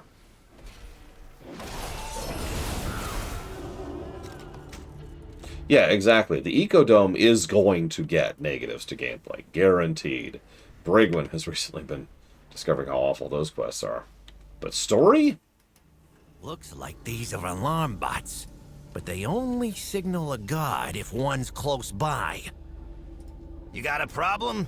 I got solutions. Not sure why they're watching a mine this closely, but we need to make sure they got even less eyes on it. Bots accounted for. It's lonely at the top. Have a good one. I took a quick look inside that mine up ahead while you were gone. Looks like they got Venture Company mining all the Kajamite and bringing it down to the beach. It's getting packed up down there, but I couldn't tell where it was going afterward. Need to cut off supply at the origin. Deal with the supervisors in the mine. I'm willing to bet the workers will have enough sense to run. Be good. What now? When I left the Bilgewater cartel in charge of the Kajamite mining in Zuldazar, it was clean and safe.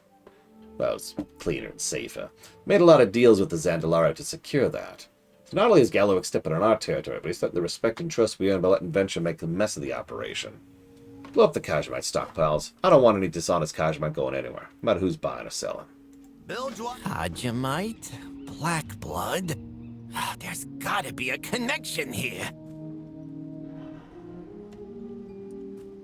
So, in addition to the obvious problems with the Ecodome quests, there's two other things that are what I would refer to as objectively bad with them. First is the repetition.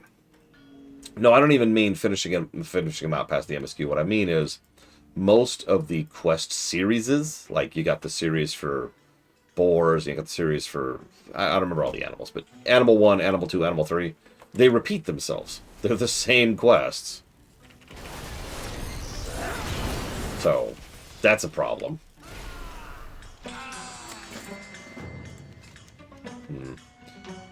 The second problem is they don't share, like, at all. Even though most of them are basic things like kill quests, which really should share. I've already complained about that.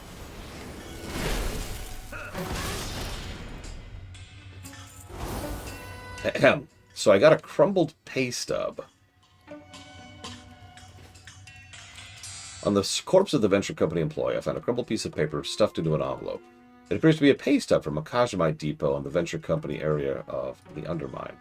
Below the full address of the employer, there's a header stamped with red ink. Gallywix's secret Kajamite warehouse, internal only. Do not actually print that. A note from Gallywix is poorly taped to the back of the stub. Your vacation request is denied. Also, you're fired for asking. Leave your uniform outside the extremely secret Kajamite warehouse. Then, get out of my city! Your city.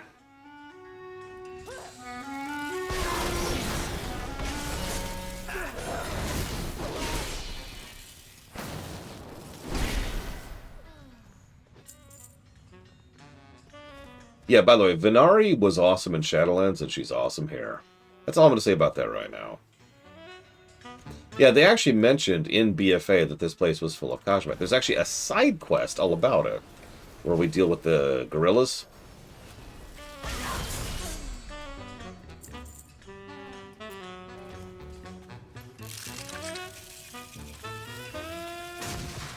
They also mention how there's some political problems because, and I'm going to quote from memory here, By goblin law, all Kajamite in the world, regardless of previous ownership, is the rightful property of the goblins.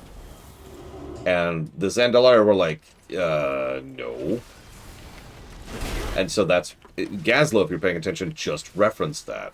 How he, probably personally, was involved in negotiating for rights to all this Kajamite. So what is Kajamite? Here's the short answer. We don't know. Hang on. Let me tell you what we do know about it. Kajamite has a long-term effect on increasing the intelligence of the users. Now, there was some lore in Cataclysm about how this is ultimately a temporary state of being. I think they fully abandoned that, and that's probably a good thing. Because that would mean that the goblins could lose their capacity for sentience if they lost their access to Kajamite. And there's only so much Kajamite in the world. So, finite resource, right? Having said that, Kajamite is the thing that made them into goblins. They used to be pygmies. Another short, small, barely sentient race. And they were enslaved by a bunch of trolls, who then used them in order to mine the Kajamite, which turned them into goblins. So they then flipped it around, took over the mines, and became their own thing. They're also one of the most recent races on the overall stage because of how relatively recent that all happened. I don't remember the timeline off the top of my head, but like in a world where most of the races are hundreds or, thousands or tens of thousands of years old, most of this was just a few centuries ago, I think. Oh, let me double check myself on that.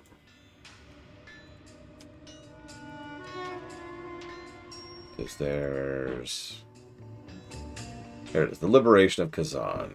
That's what I'm looking for. Yeah. So the Liberation of Kazan was only 1 century before the Great War. If that doesn't sound like a really recent time, as a reminder, the War of the Three Hammers was older than that. And that's where the dwarves split up.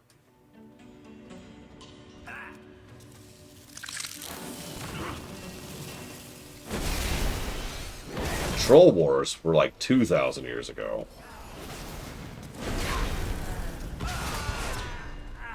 So yeah, so what the hell is Azurite, or Kajamite? God damn it. Good question. A lot of theories, no answers.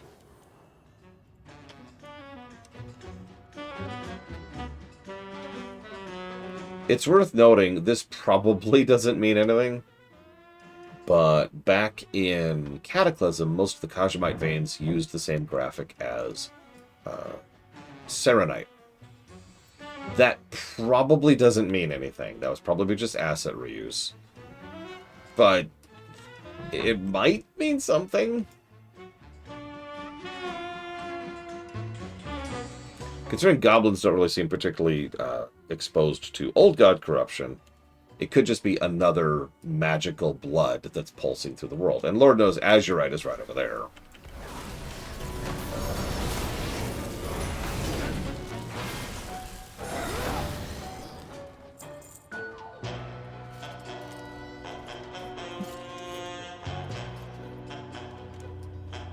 But yes, I would say the most likely outcome is that Kajamite is Azurite that's been affected by something. What the something is could be a lot of things. Don't know.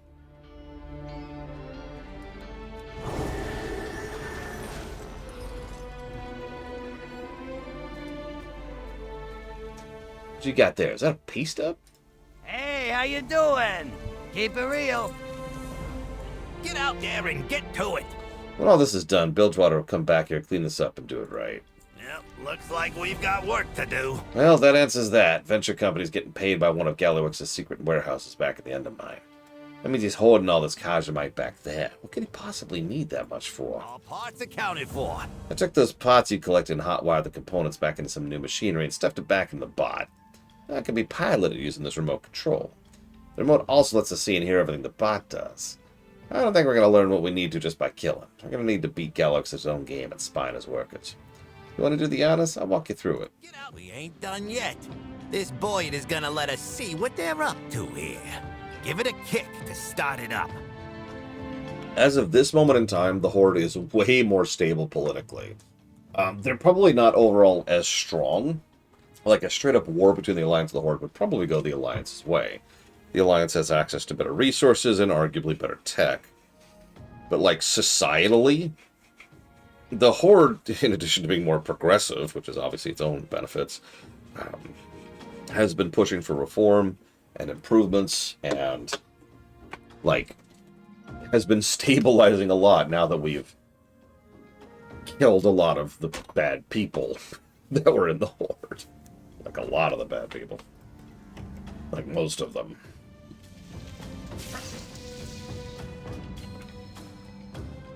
Build, I do my best. Oh, speaking of which... Grab the remote True, and I'll walk you Luthor. through the controls. Yeah, the Alliance probably needs a Garrosh moment. And a lot of us thought the Alliance were going to get their Garrosh moment with Greymane. They didn't. Greymane kind of turned a leaf and became cool. It was really strange to see. Of all the things that I thought they would do with his character, that was not one of them. Yeah, Greymane kind of left the board. Said, you know what? I'm too old and too bitter for all this. It's actually a great quest chain. I'm too old and too bitter for all of this. I can't let go. So I'm going to abdicate and walk back. Yeah, I was thinking about that. This is going to sound strange, but I think if I was to presume good writing, I would say the Alliance only exists because of momentum right now. Cultural momentum, right? They've been together for so long at this point, like 20 years, I want to say, in lore, that there's just too many connecting threads between them to just kind of disentangle them. By contrast, the Horde has spent a lot of their time specifically and explicitly disentangling those connecting threads.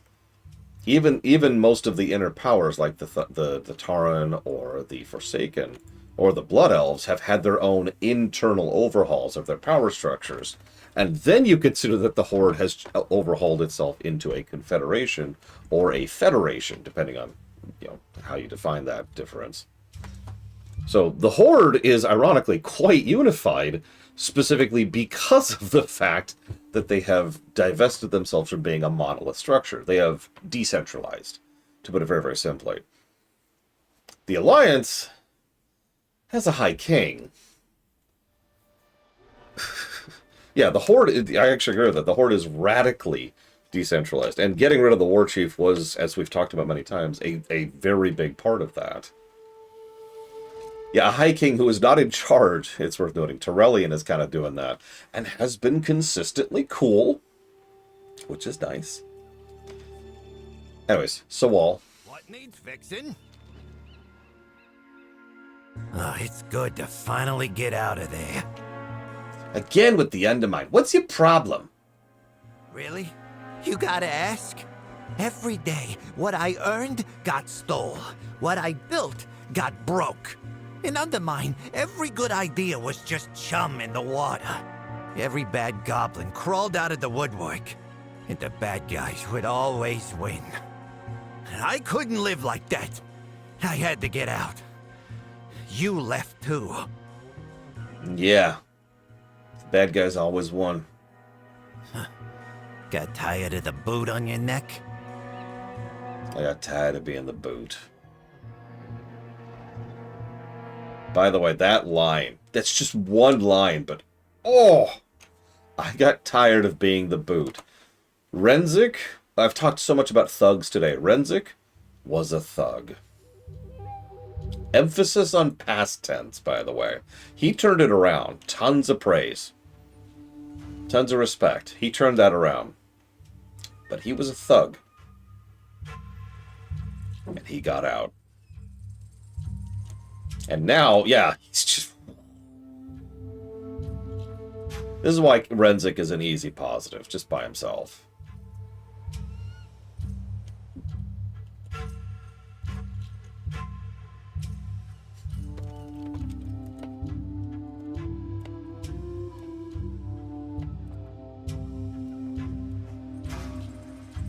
Yeah.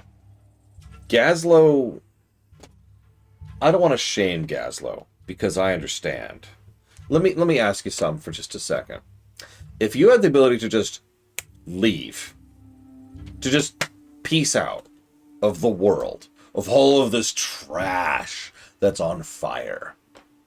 And go somewhere else. Doesn't matter where. That's not part of this equation. Go somewhere better, would you?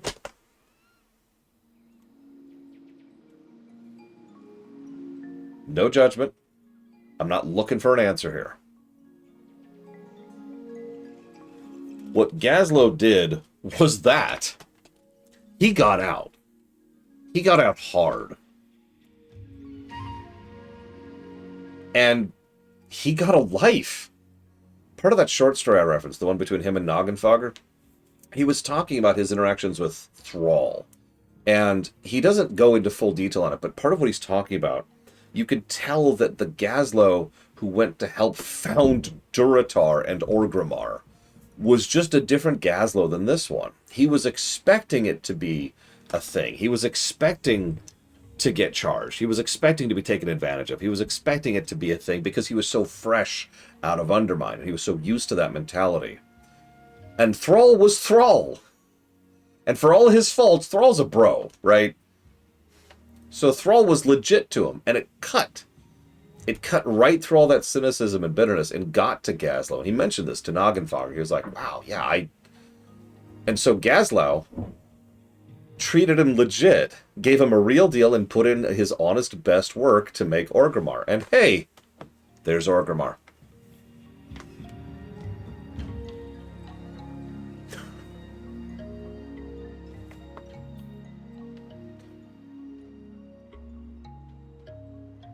Oh man, tell me about it, Lord Hermon. Anyways, the point I'm trying to get across is while I will never, ever, ever shame Gazlo for wanting to get out, him leaving is probably one of the reasons the Undermine sucks as much as it does right now. Because Gazlo is a fixer, a builder, and a leader.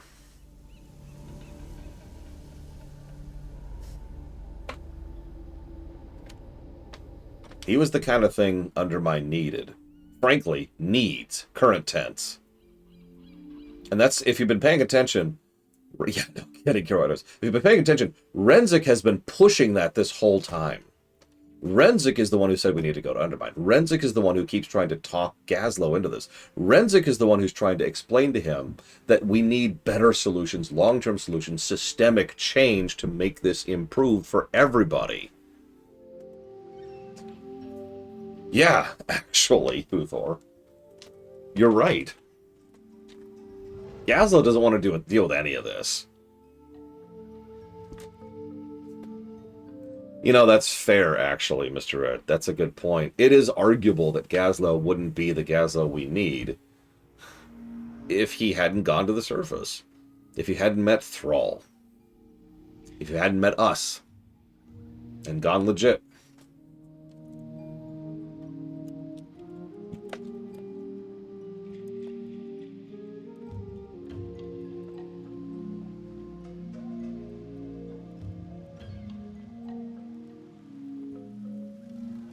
Yeah.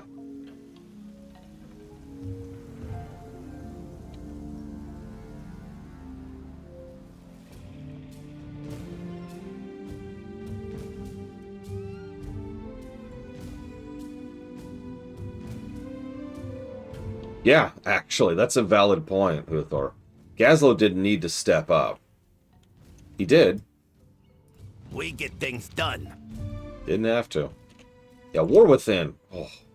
I hope Ross is here to hear this. I was asked relatively recently how I could possibly recommend, just the most recent stuff. I've said this many times. I recommend starting with Dragonflight for a new WoW player. And that recommendation has not changed. Part of the reason why is while plenty of older WoW is good, and indeed, plenty of it is good, the newer stuff, modern WoW, that's my term, modern WoW, is just on a different level. It is just so much better.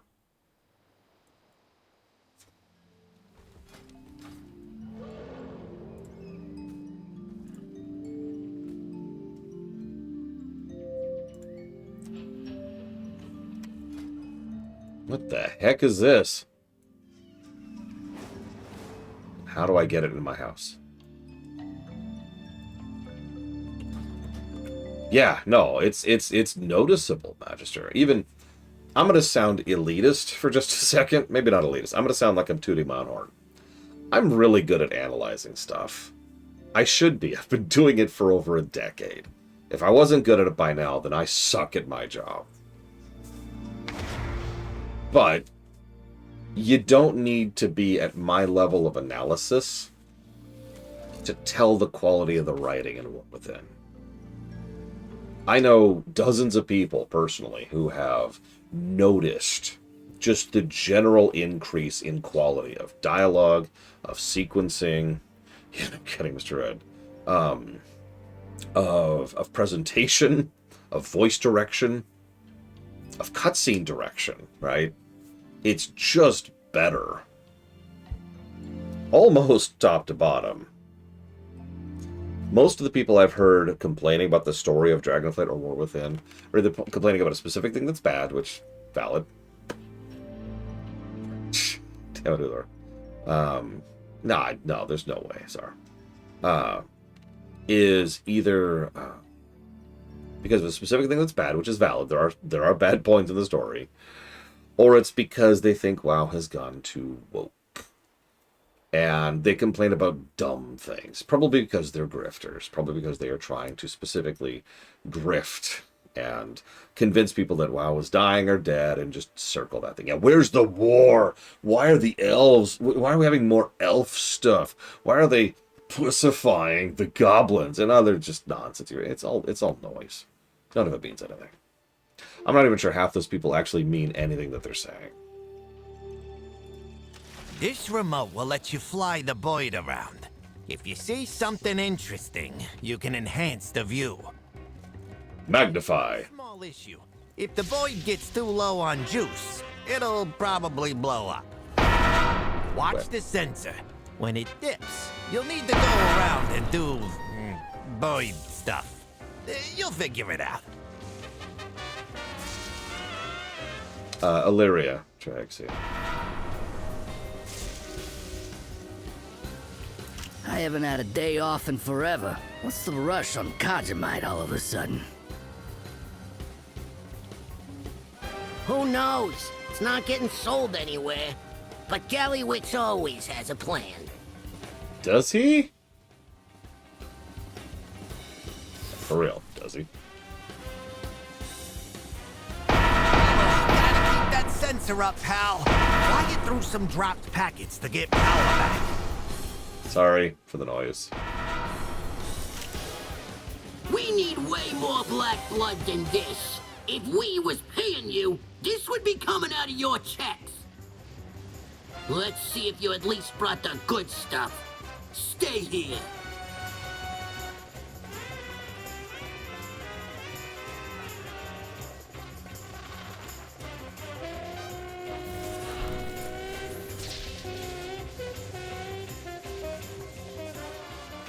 Oh, I love edamame.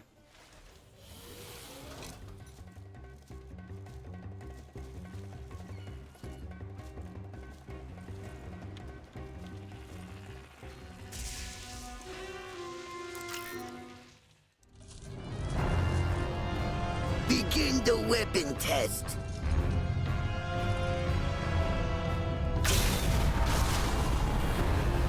It worked. The Kajamite contains and stabilizes the black blood. So we can tell Gallywix this'll fix the Dark Heart? Yep, and all of his improved weapons designs too. Great news. Hey boys! No witnesses. Wait, no! So anywho, you just say the Dark Heart?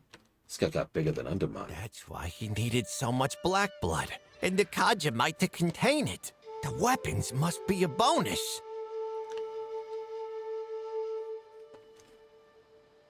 You got a problem? I got solutions. Well, there's the last puzzle piece. Gallywix used black blood and Kajamite to make those weapons. I was using it to repair the Dark Heart. Alright, pause. Some of you don't know what the Dark Heart is. It's actually been a bit of a journey, so let's try to talk about this for a second. Oh god, I don't remember what it used to be called. Hang on. Yes, it had a different term. Oh, maybe it wasn't. It was called something else. Well, whatever. Anyways, it was most likely a prototype for the Dragon Soul. That's something several people mention. Iridicron ended up getting a hold of that sucker and imbued it with the energy he pulled from Galacron back in the past. He then traded that to Xalatath for whatever he got out of that deal. Put a pin in that. We'll just leave that for a few years. Xalatath then used the Dark Heart for what it's really good at, which is absorbing power. Now, that makes a degree of sense because if the Dark Heart has anything to do with the Dragon Soul, the Dragon Soul's main overall power is that it could absorb the energy and abilities of others and then use it. That's actually how it was originally empowered, with the essences of the aspects. That also happened again in Kata. That's how we permanently got rid of Deathwing. So, logic, Darkheart takes in. Now, we don't really know why Xalatath wants it, but we do know that she's used it at least a couple of times. We also know that Illyria specifically damaged the sucker at the end of the campaign of War Within, the launch campaign. It was actually it's a great scene. It's just a fantastic freaking scene.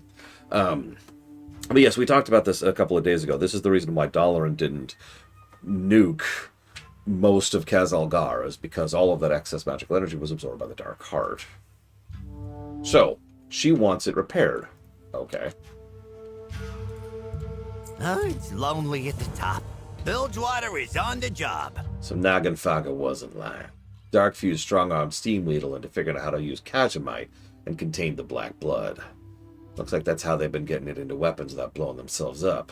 Or worse. Oh, these stakes are higher than I thought, and I get the feeling this goes even deeper. I need to get Naganfaga somewhere safe. You and Renzik take out that Overseer. Meet us back at Steam Weedle. Nice chat. Gazlo, get back to Undermine. Tell Illyria what we know. We'll deal with the Overseer. Why trust Gallywix? Twofold. First of all, the goblins are the ones who built the Dragon Soul to begin with. There's a non-zero chance that the goblins are a good group of people to fix something like that. Reason number two, Gallywix is a bump in the road for us. And if there's one consistent strategy Xalatath has used, this is even true in the Midnight Cinematic, by the way, is that the moment things start going bad for her, she backs off and tries to put something else in your path. And she knows way better than to fight us one-to-one. So, she puts Gallywix in her way. Just like she put the, oh god, what were they called? The Sureki in our way. Hello. I'll send you back to Undermine in an ashtray. That...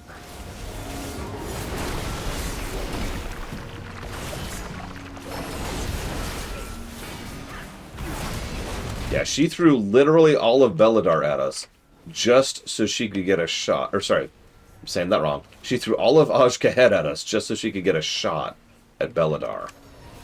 And honestly, she would have succeeded if not for Illyria. The warehouse. The hostages. He already knows. No. Hostages. We need to get back to Naganfaga. Come on. But first, I get a sub. Thank you, Tiny Shroom. I do appreciate you, as always. As a reminder, you can put the door subs up 3 things, and Guild Wars 1 is already on the list. So if you'd like to pick 2 more things, please let me know. I love this shortcut, by the way. It's completely unnecessary. We can fly. They know we can fly. We have dragon flying because we're higher than level 10. They still give us the rocket just for funsies. 3 things, Zuthor. 3 things. If you were paying attention earlier, you noticed a bunch of players who were landing here while I was doing this quest. Just fun fact.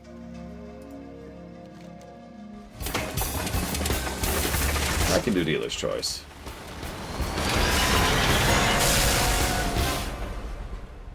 That's going towards Jedi Survivor.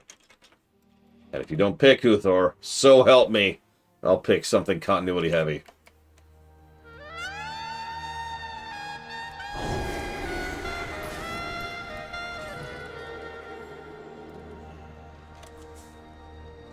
Jedi Fallen Order and Cyberpunk. Yeah, no kidding, Asmira. This is about to become leveling content, which is pretty cool. I mean, I think it's pretty cool. These are great leveling quests. They're good gameplay, they're good story. This is a great time to level. So anyways, there's a bunch of ethereals here. And a lot of ethereal corpses, because Illyria's here. We were ambushed by ethereals. Xalatath's minions, no doubt. Great. Actually, yes, Mr. Ed. As of this moment, they are. What now? Damn it. Noggin fog is hurt real bad. First Dark Fuse, no ethereals. What could they possibly want with Steam Needle? Is that an upgrade? That is not an upgrade, okay. Yep, looks like we've got work to do. Yeah, these are Shadow Guard. We'll talk about that later. Let's just leave that for now. Find the path to victory. As soon as the ethereals attacked, phase resonance tore open rifts throughout the area. The rifts are gone, but the ethereals can return while the resonance remains. That's how they call more soldiers and communicate with their commanders. We need to destroy that resonance. They may earn us the ire of whoever's behind the attack, but I gladly invite them to stop us. Know your target. Hopefully that resonance will give us an idea of who's behind this attack. Also, not moments ago, these ethereals appeared out of nowhere and attacked Noggenfogger, attempting to haul him off. I made short work of the first attackers, but they keep coming. Now they're searching every building and killing anyone who stands in their way. I don't know what they're looking for, but we can't allow them to continue the slaughter. Let's teach them a lesson. Stay alert.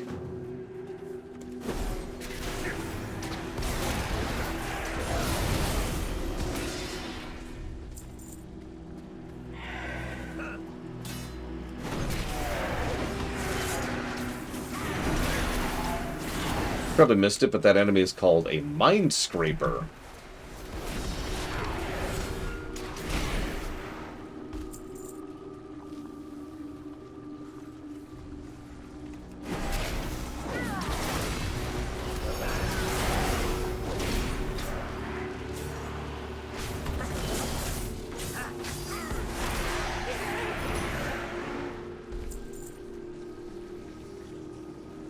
Ooh, cider. On my trail, are you? I knew I could trust you to be diligent. That sounds like another Shadow God ethereal. A minion of the Void. Ugh. I have nothing but ire for the Shadow Guard, but I'll save that discussion for later, like I said. We knew you would chase the Dark Heart, and that we would have to take it first. To my knowledge, Verisa... No, not Verisa, sorry. Oh my god, what's the third sister?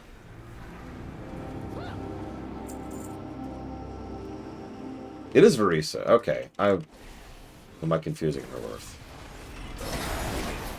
Who's the rogue blood elf who's from the Legion Order Hall, who's from the comics? Who, like, barely has any story relevance?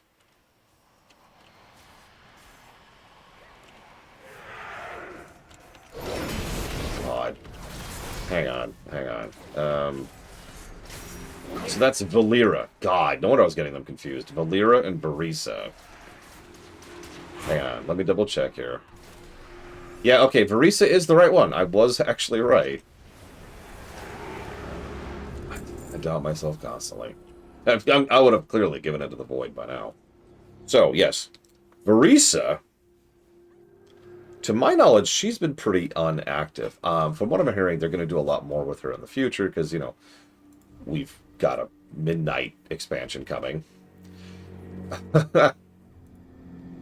So, that's all I know on that front.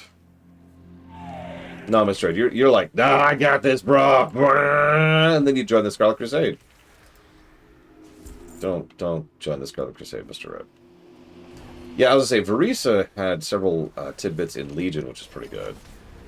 Honestly, most characters showed up in Legion. It's one of the reasons I liked Legion.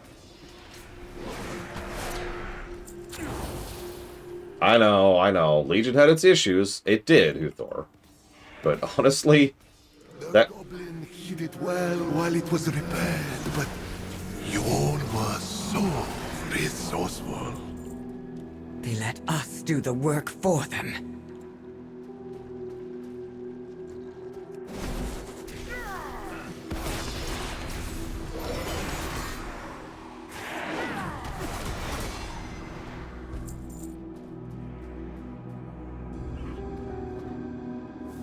yeah, I don't think Lemix is going to fix Legion.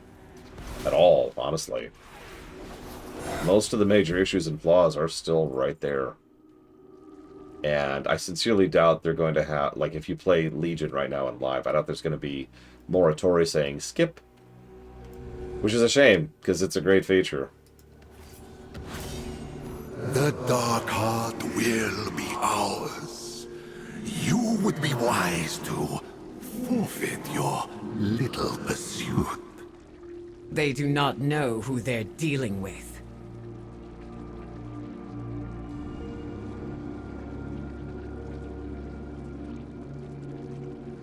It is hilarious.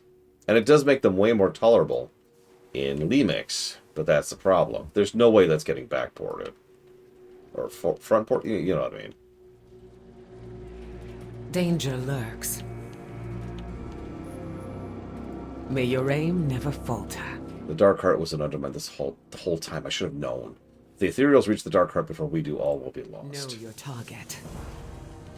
We cannot let them find the Dark Heart before we do. Gazlowe needs to be informed. Gather our forces quickly. We must tell Gazlowe. We will need our full forces if we are to find the Dark Heart before the Ethereals do.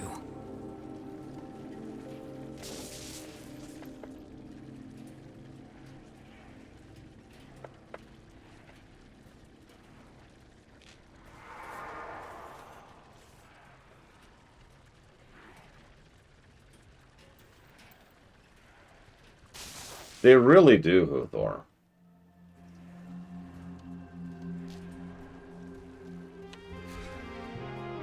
Oh, by the way, did you see? Sorry, random thing. Any of you who've played Lemix, next time you're out and about, look up. It'll be the very, very first time you've ever seen a timeline collapse happening. Now, we've known about the timeline collapsing thing for years, and it was a major plot point in Warlords, that the Warlords timeline would eventually collapse. And indeed, by now, has. The Warlord timeline is gone, right? It has since condensed into itself. Lemix is one of the first times you can actually, the player, can actually see that collapse happening. I know that's a minor thing, but I just really enjoy the fact that they are bothering to add a visualizer, showing the aspect of the lore that's been present for so long. I also have to admit, one of the things that I enjoy about it is it continues to codify how time works in Warcraft, which I keep waiting for them to screw up, and they keep not.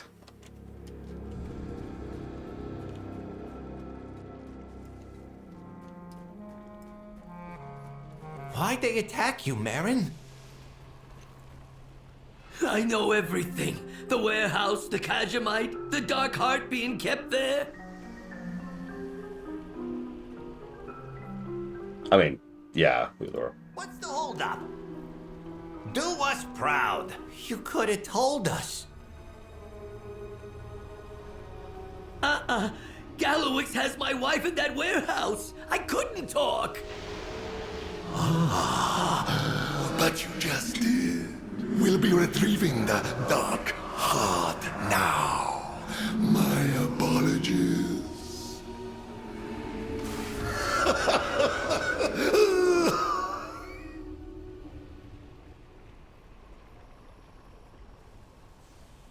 You're talking to the goblin in charge. Gallowix got the Dark Heart in his warehouse, and we need to get to that warehouse. Nice chat. Now get a move on. We were out of time before, but we're really out of time. The Ethereals are going to beat us to the warehouse, but we might still be able to beat into the Dark Heart. Come on, All parts accounted for. I'll hunt down that ethereal and keep him away from the warehouse. God, you did, We'll get the Maverick, you're right. hostages safe and find the Dark Heart. Renzik, Champ, you're with me. Grimla, get Marin to Bilgewater headquarters and send word to Rebel Gas.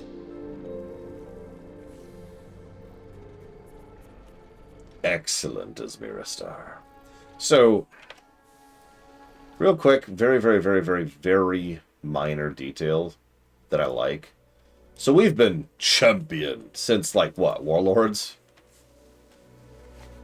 But, in War Within specifically, they've gotten a little bit more loose about what they call us. Pal, boss, champ, buddy. It's just an extra layer of personability that makes me almost forget that we're not a character. Looks like the Ethereals beat us here already. What's the holdup? At least the Ethereals took care of the Dark Fuse. That's good. Probably. It's lonely at the top. Well, Ilaria looks for the Dark Heart. We need to look for the hostages. He's hoping they're still safe. They left some ambushers behind, but we got the best of SI-7 on our side. You think you see one of them hiding? Point him out to Renzik. He'll toss a smoke bomb. That'll flush him out and stun him, so we can turn the tables. Yep, looks like we've got Careful. work to do. Ethereals like to hide. They might be watching the place. I can smoke him out. Just point to the spot. There's also other players doing this quest. Please! Coming! Wherever you are. Oh, hey, there's a bunch of Kashmine here.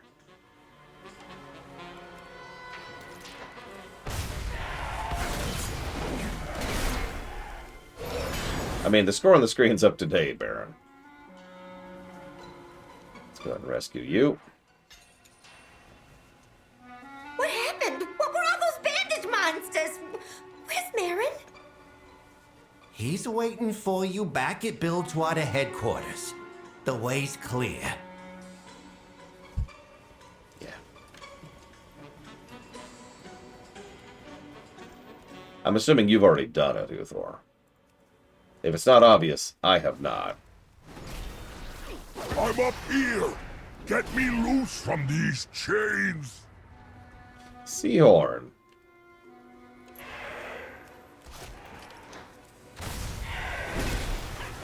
I mean, in fairness, the Shadow Guard are bandage monsters. Whatever the new one is. I know there's a new one. Even minor patches have at least some MSQ. Oh god, I'm actually turned around now. Where am I? Should be like right here. Is he upstairs? There he is. Oh my god. They've got Seahorn in 3 of these things.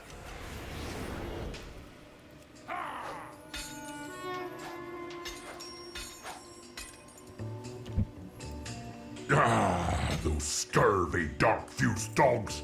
I'd kill them myself if they weren't already dead. There'll be plenty more to kill later. Rebel Gaz is back at the headquarters. Go!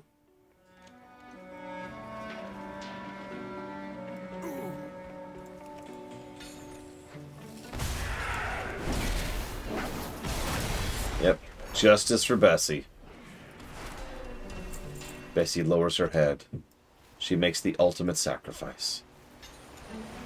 Remember Hobart, right? Hobart? You're Bilgewater. Why did Gallywix grab you? Because I'm a genius. That's why he wasted my time making these weapons for him. Meanwhile, he ran off to his little cave over there to work on the Dark Heart.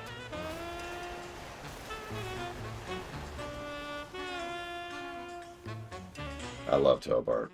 And he had a weirdly large amount of presence in Kata. Although you didn't see a lot of it if you weren't Horde and or Goblin, but he was still there.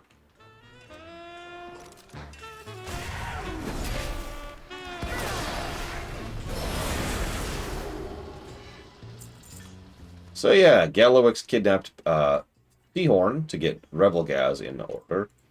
Marin's wife to make sure Noggenfogger was compliant, and then Hobart to build him the weapons he was using to begin with.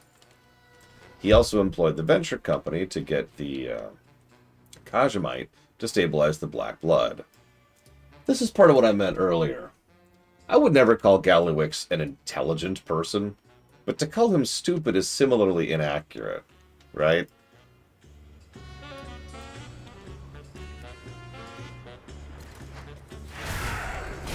Yeah, exactly, Kira White Noise.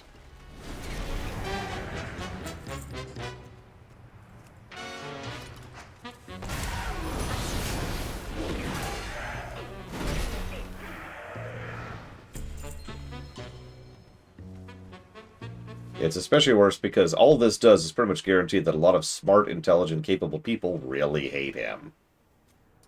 But in the short term, it got him what he wanted. Got some explosives on me.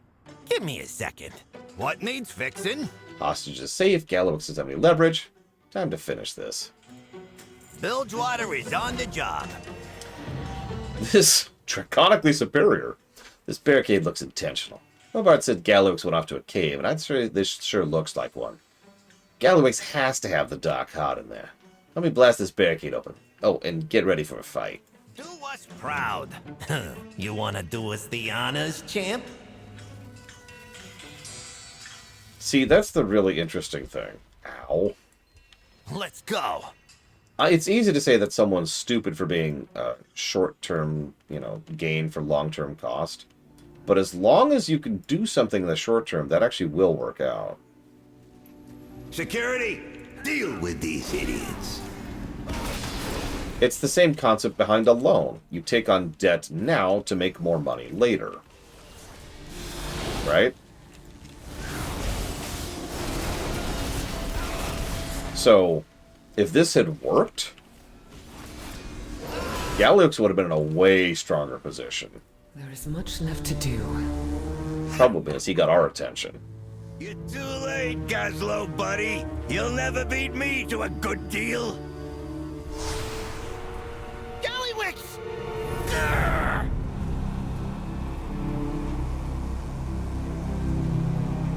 Oh, I was just about to send that on to Zalatan. The theater does look so cool. Work's all finished. Not holding out or nothing. I swear.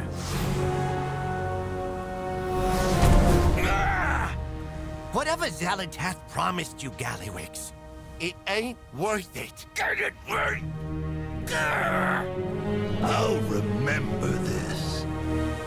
This is my town. And when I come back, I'm gonna bury you under it.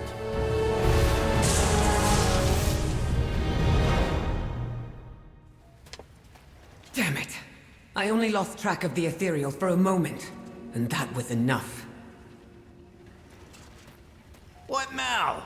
Get out there and get to it.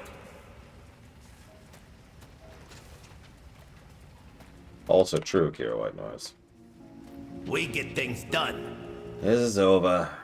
Let's leave. Nice chat. That's it. We're done. Gallywix lost, but the Ethereal's got the Dark Heart. Larry needs to track him down. We need to check on everyone back at Bilgewater, and then we need to go. There's nothing else in this town for us. Yep, looks like we've got... Gallywix was repairing the Dark Heart for Zalatath, but it seems she lost her patience with him and sent the ethereals to collect. Remember, that hasn't been revealed yet, Huthor. Maybe he was trying to keep the Dark Heart once he fixed it for some reason. Let's go. Gazlo, we got him on the ropes. We can ditch this town, like we should have from the start. Once again, Renzik is pushing. Gazlo's just out. To chase the Dark Heart. I am sorry. Renzik sighs quietly. That's a great moment, I think. Yeah. Renzik reaches out to Gazlo to convince him to stay. Gazlo just doesn't want anything to do with this anymore. The bad guys won, again, moving on. Illyria is a lot more polite about it, but she's ultimately in the same boat. She can't stay. She's got bigger things to deal with. And in fairness, she does. So she's out.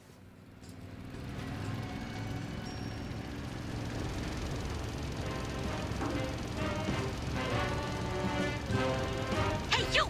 We got a mech that's out of control here. Could use a few hands to shut it down. You in?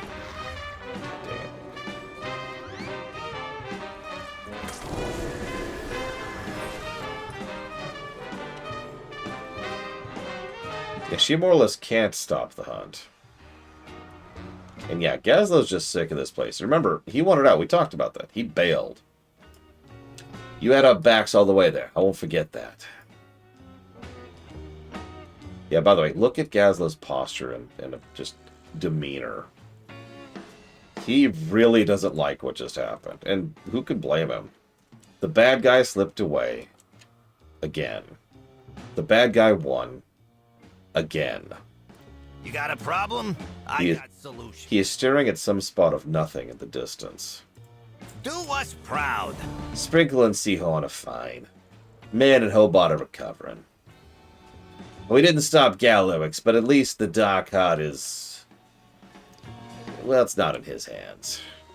Which means we can leave. Nothing less for us to do here. Finish up whatever business you got. I need to get out of this damn place. We're done. I'm tired. We got our friends out, and Gallywix doesn't have the Dark Heart. What else can we do?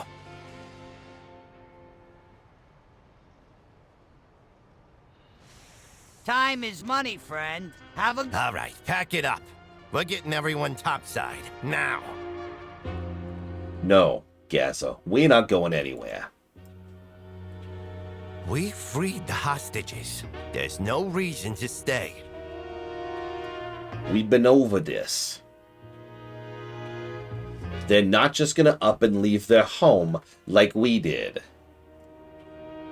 Undermine ain't worth it, Renzik. We left to find something better. You're Monty Gazlo, damn it! Build something better! If anyone can fix this town, it's you.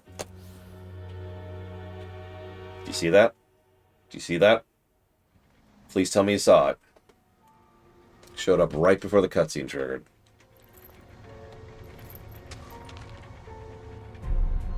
Take the shot. Catch on the flip side, Gazzy.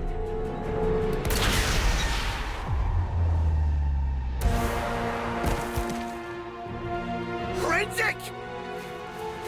Oh, no. No, no, no, no.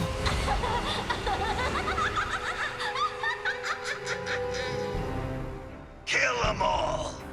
Triple hazard pay for whoever brings me Gazlo's head. I'm gonna be real. That surprised the crap out of me when that happened. I didn't call that. And yeah, if there is one thing Gallowix could have done to ensure his failure, he just did it. I've talked about this before. In fact, I actually kind of was doing a little bit of foreshadowing before. Because if Gallowix was smart and just left well enough alone, he won. Gazlo was out. We're out. We got bigger fish to fry. Peace, right? We good. See you later. And Gallowix would have just been right back on top, right where he wanted to be. But he had to poke the bear. He just had to get that little bit of sniveling revenge on Gazzo for no reason. No real point behind that, no benefit. Gallowix just made that personal. You goddamned idiot. Also, I hate to say this, but I like the fact that they specifically showed that Renzik was actually disintegrated by that gun. First, it establishes the nature of the threat, of how bad the Black Blood weapons really are. Second, it makes it way more permanent. In a setting where resurrection magic is a thing, in lore, disintegration tends to be harder to bypass, and we don't have any Lich Kings anymore. So, Renzik is gone. I'm sure his soul is fine, but you get my point. What was that? Are you hurt? Oh, God. He's Renzik. He's dead. Gazlo wipes something ashen from his cheek, hands trembling as he stares down at it. Oh, it's lonely at the top. I love this quest. Quest objective.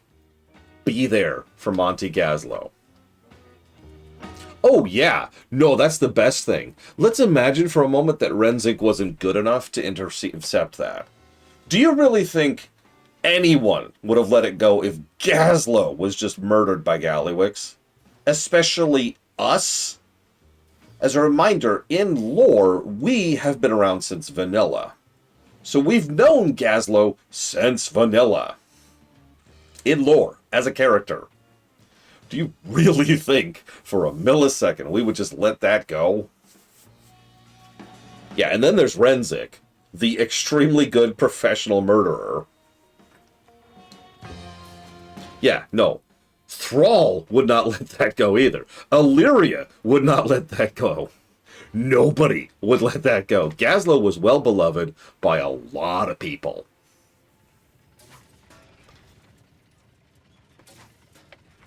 This is a line. So you can say one of three things to him. Pull yourself together. These people need you. Or I'm just going to go ahead and do what I did last time, which is I'm just going to put my hand on his shoulder.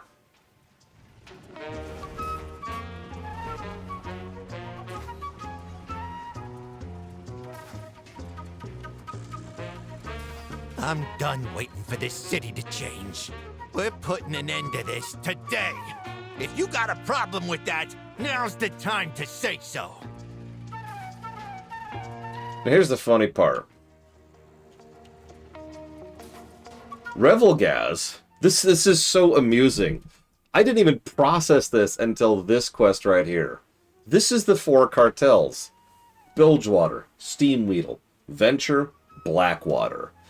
Gallywix has personally pissed off the heads of the 4 cartels.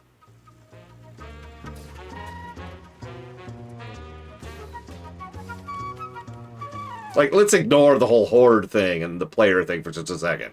Even if we were part of the equation, he has pissed off his entire upper line. So, Revelgaz? You got something for me? The shiv's gone. Stealing the bullet meant for Gazlo? Gallywix has gone 10 paces too far. I've let Gallywix have his way with Blackwater for too long. Let's cut him down to size. There you are. Nikki I never thought she'd go that far. Screw this. We can't let Gallywix keep treating the city like it's his. It's not. I'm no trade princess like the rest of yous. But you better believe I'll fight for a better Undermine. As a reminder, there actually is no trade prince adventure coming out right now, so for all intents and purposes, no, you actually are. Problem? I got a solution. Monty nearly had his skull exploded. It'll be war in the streets, but if we're all in this together, it just may be enough. Bilgewater on duty. Gazlo wears an expression you have never seen on him before. His face is etched with anger, but he speaks with deadly calm. There's no more denying him. It's Gallywix or it's us. We can't put up with him, not for a day longer. He needs to be stopped. No more compromise and no more patience. Get out there and get to it. Y'all see what Gallywix can do? Weapons, the Black Blood. Gotta cut them off at the source. Revelgaz, you gotta cut their shipments coming out of your HQ. Grimla, Venture Company has to be involved for Nikki the Fixer to be so well armed. Split up. Champ, I want you with me. I got a newsman, Dirk, you want to talk to in Tailgate Park. We'll need hearts and minds. I'll be there soon. Bilgewater is on the job. Oh, right, sorry. Yeah, so, kick off a revolution in Undermine. Regular activities temporarily won't be available. Can I jump in for a second? We're actually not going to do that right now, because I think dinner's very soon. I want to do this in one run. But, like, One of the bigger complaints people have made over the years is how WoW will do like events or story relevant stuff, and it kind of screws with everyday stuff, right?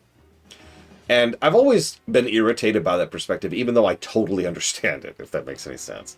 Like, I'll use a specific example. The Wrath launch event, people whinged about because, ugh, I can't go do my normal stuff. Which makes sense because they can't go and play the game, especially if they're not interested in the event. This, and layering, is a good answer to this question.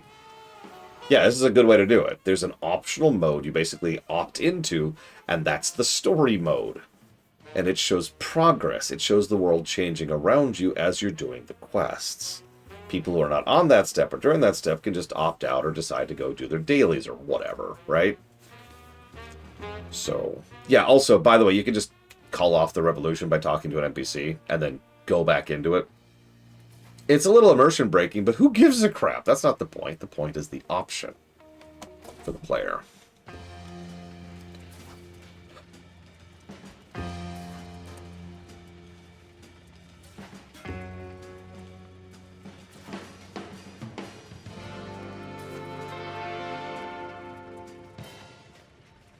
Yes, you did, Mr. Red. And I will never forgive you for that. We've been sitting here talking about it for like 10 minutes because it's just that good.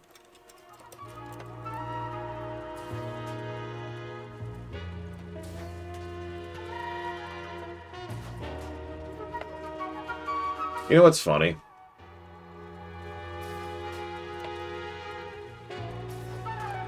I've been doing a lot of the Legion Remix quests with a friend of mine who's never actually seen the story of Legion. So we've been going through a lot of the narrative of Legion without a lot of the hassle. It's been a pretty good way to experience it. We just hit the battle for the Exodar, if you're familiar with that. If you're not, spoilers. But it's such a major point of the lore of Legion, and indeed of the plot of Legion as a whole, because one of the significant events is that Velen, who has been very passive for actual millennia, finally gets sufficiently pushed to start taking action, to start pushing back. It's a very similar plot beat to just what just happened with Gazlo, although obviously this is better done, right? Duh. And it's always struck me as very significant, that moment where Velen's he's just freaking done with this. Yeah. When Kill Jaden pushed him too far, that was it. Velen was absolutely refusing to back off from that point onwards, and that directly led to an event in the Tomb of Sargeras. If you remember, during after the battle with the Avatar of Sargeras, there's this moment where we're like, we did it! We closed the portal storm, we're good, let's go home. Velen is the one who is sufficiently angry to be like, no! We're not doing this again! And he's the one who charges through the portal, and we follow him. And that leads to everything that happens afterwards, right? That's true, Liz Miristar, you're absolutely right.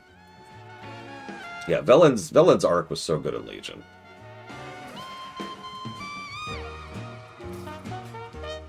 Anyways, sorry.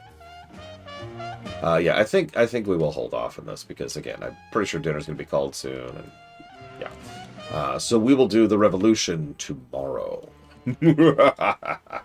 And hopefully the raid, fingers crossed. If anyone wants to kind of join me for that, you're more than welcome.